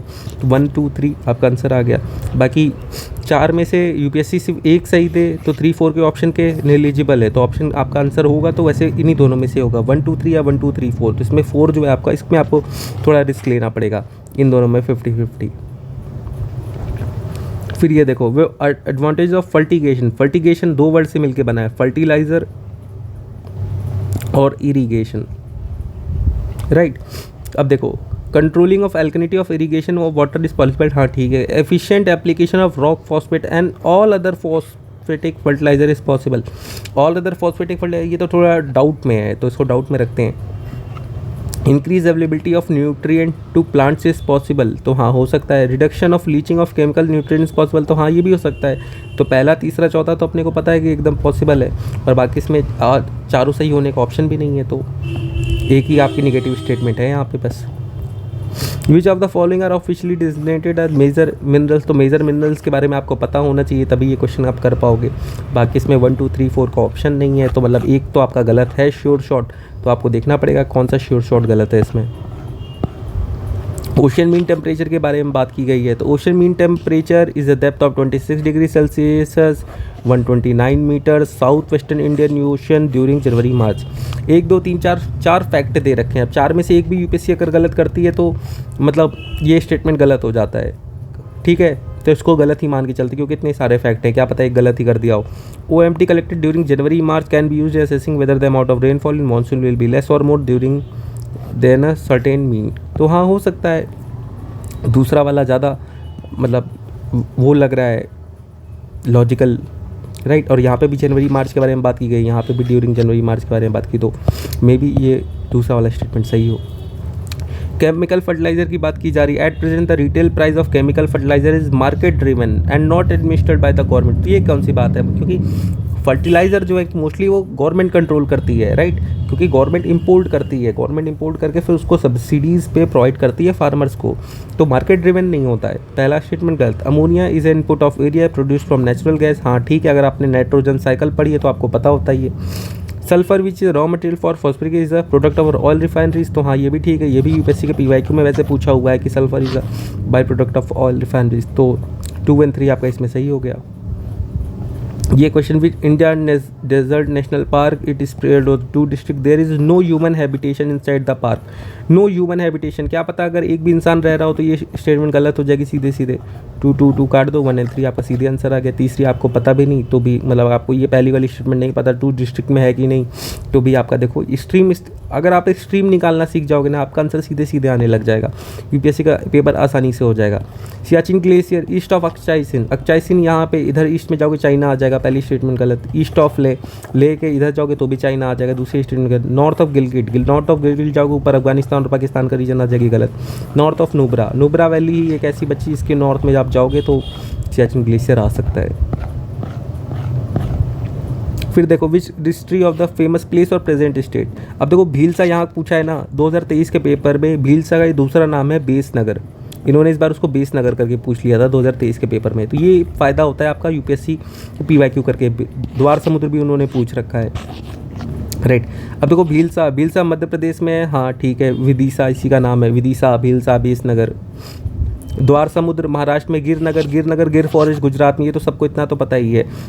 तो मतलब पहला और तीसरा, अब अपने को ये पता है कि पहला तीसरा, अपने को तीसरा भी अगर आपको कुछ पता है कि गिरनगर गुजरात में, गिर फॉरेस्ट पता है, राइट, तो ये काट दो, ये काट दो। अब क्या क्या बचा, 1 3 और 2 3, राइट। अब द्वार समुद्र महाराष्ट्र में है कि नहीं है, और या फिर ये भीलसा मध्य प्रदेश में है कि, तो भीलसा मध्य प्रदेश में ये अपने को पता है, ऑप्शन में भी दिए रखा है कि सिर्फ 2 ही ऑप्शन सही होंगे, मतलब चारों सही नहीं है, राइट, चारों का ऑप्शन ही नहीं है, तो मतलब 2 तो गलत हैं ही। द्वार समुद्र कहाँ है, बेंगलोर में, सॉरी कर्नाटका में, राइट, और स्थानेश्वरा कहाँ है, ये हरियाणा में। अगले पे आ जाते हैं। 36% ऑफ इंडियन इफेक्ट दे रखा over exploited critical by central ground water authority, CGA was a formed under environmental protection act 2022 का PYQ इसी में आया हुआ, ये क्वेश्चन पूछा हुआ है direct. India as a largest area under the ground water irrigation, तो यहाँ ये तो है ही, इंडिया का है ही, और 2 और 3 सीधे आगे आपका पहला वाला फैक्ट है तो उसको काट दो। 1 2 3 का ऑप्शन ही नहीं है, तो मतलब एक स्टेटमेंट गलत ही गलत है, तो पहली चीज़ में फैक्ट है उसको गलत कर दो। अब ये देखो 99 jet streams occur in northern hemisphere only, अब यहाँ ओनली लिखा है, चलो डाउट में। Only some cyclone develop an eye, ठीक है। The temperature inside of an eye is nearly 10 degree lesser than that of surrounding. अब जैसे एक साइक्लोन होता है, ठीक है, ये ऐसा, तो यहाँ पे आपका लो प्रेशर बनता है, ठीक है, और लो प्रेशर क्या होता है, लो प्रेशर पे टेम्परेचर ज़्यादा होता है, राइट, गर्मी होगी तभी तो यहाँ से पानी ऊपर इवापोरेट करके ऊपर जाएगा, फिर ऐसे आएगा, राइट। तो मोस्टली क्या है, साइक्लोन के टाइम पे जो अंदर का टेम्परेचर होता है वो हाई होता है एज़ कम्पेरिजन टू बाहर के टाइप में, राइट। तो तीसरी स्टेटमेंट गलत हो गई आपकी, तीसरी गलत। अब यहाँ पे जेट ओनली, यहाँ पे भी ओनली लिखा है तो पहला स्टेटमेंट वैसे ही गलत कर दो, तो 2 बचा सिर्फ only some cyclone develop an eye, हाँ तो ठीक है only some cyclone develop an eye, generic statement है। Among the following tiger reserve which of the have largest area अंदर क्रिटिकल टाइगर हैबिटेट। देखो टाइगर रिजर्व का क्वेश्चन फिर से आ गया, अगर आपने अच्छे से पढ़ा होता जिसमें आपको पता होता है नागार्जुना साइलम के बारे में, ठीक है। चलो तो देखो 100 के 100 क्वेश्चंस फिर से मैंने 2020 के पेपर के ये आपके सामने सॉल्व कर दिए हैं, ठीक है। तो सॉल्व करते रहो, खुद से भी प्रैक्टिस करो। 2010 से लेके 2023 के पेपर रोज़ उठा के एक एक पेपर उठाओ, उसके सॉल्व करो। जितने भी टॉपिक दे रखे हैं सबको गूगल करो, सबकी नोट्स बनाओ। अगर नोट्स नहीं बना सकते हो तो PYQ आपको टेलीग्राम चैनल पे मिल जाएंगे। टेलीग्राम चैनल है घर से UPSC, ठीक है। यहाँ पे जाओ, आप मैसेज कर देना, वहाँ पे आपको जो PYQ के जो नोट्स हैं पिछले 10 साल के, राइट, 2014 से लेके 2023 तक के, वो आपको पूरी PDF मिल जाएगी हर एक के।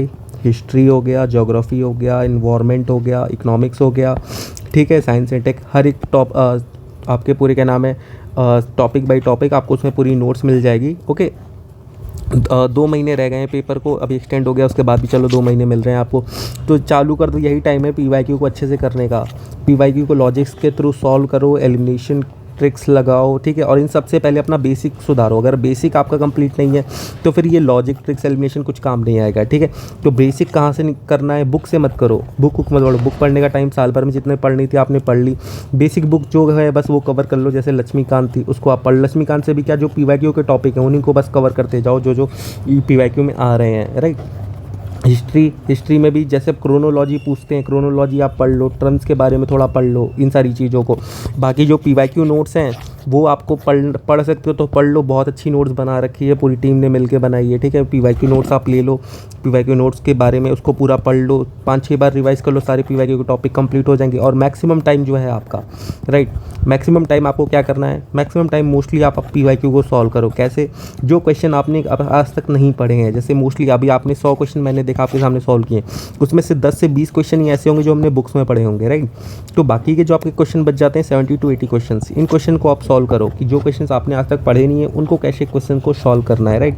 आपके सामने 4 स्टेटमेंट रहेंगी, ऑप्शन रहेंगे 4, तो उसमें से एक ऑप्शन जो होगा वो आपका सही होगा। तो इन 4 में से आपको 3 को एलिमिनेट करके एक को सही निकालना, उसकी प्रैक्टिस करो कि जो क्वेश्चन मैंने आज तक नहीं पढ़े, बिना नॉलेज के, विदाउट नॉलेज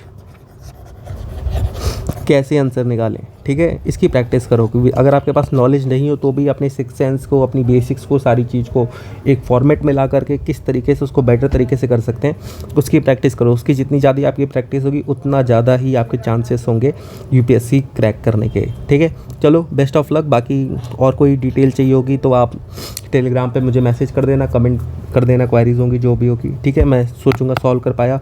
बाकी 2024 का जो जियो साइंटिस्ट का पेपर हुआ था उसकी जो डिटेल नोट्स थी टॉपिक वाइज, ठीक है, वो मैंने टेलीग्राम चैनल पे अपलोड कर दी है, वहाँ से जाओ। 4 से 5 क्वेश्चन एक्सपेक्टेड हैं जो कि जियो साइंटिस्ट के पेपर से UPSC में आ सकते हैं, राइट। तो उसकी पूरी मैंने नोट्स दे रखी है, उस नोट्स को अच्छे से पढ़ लो।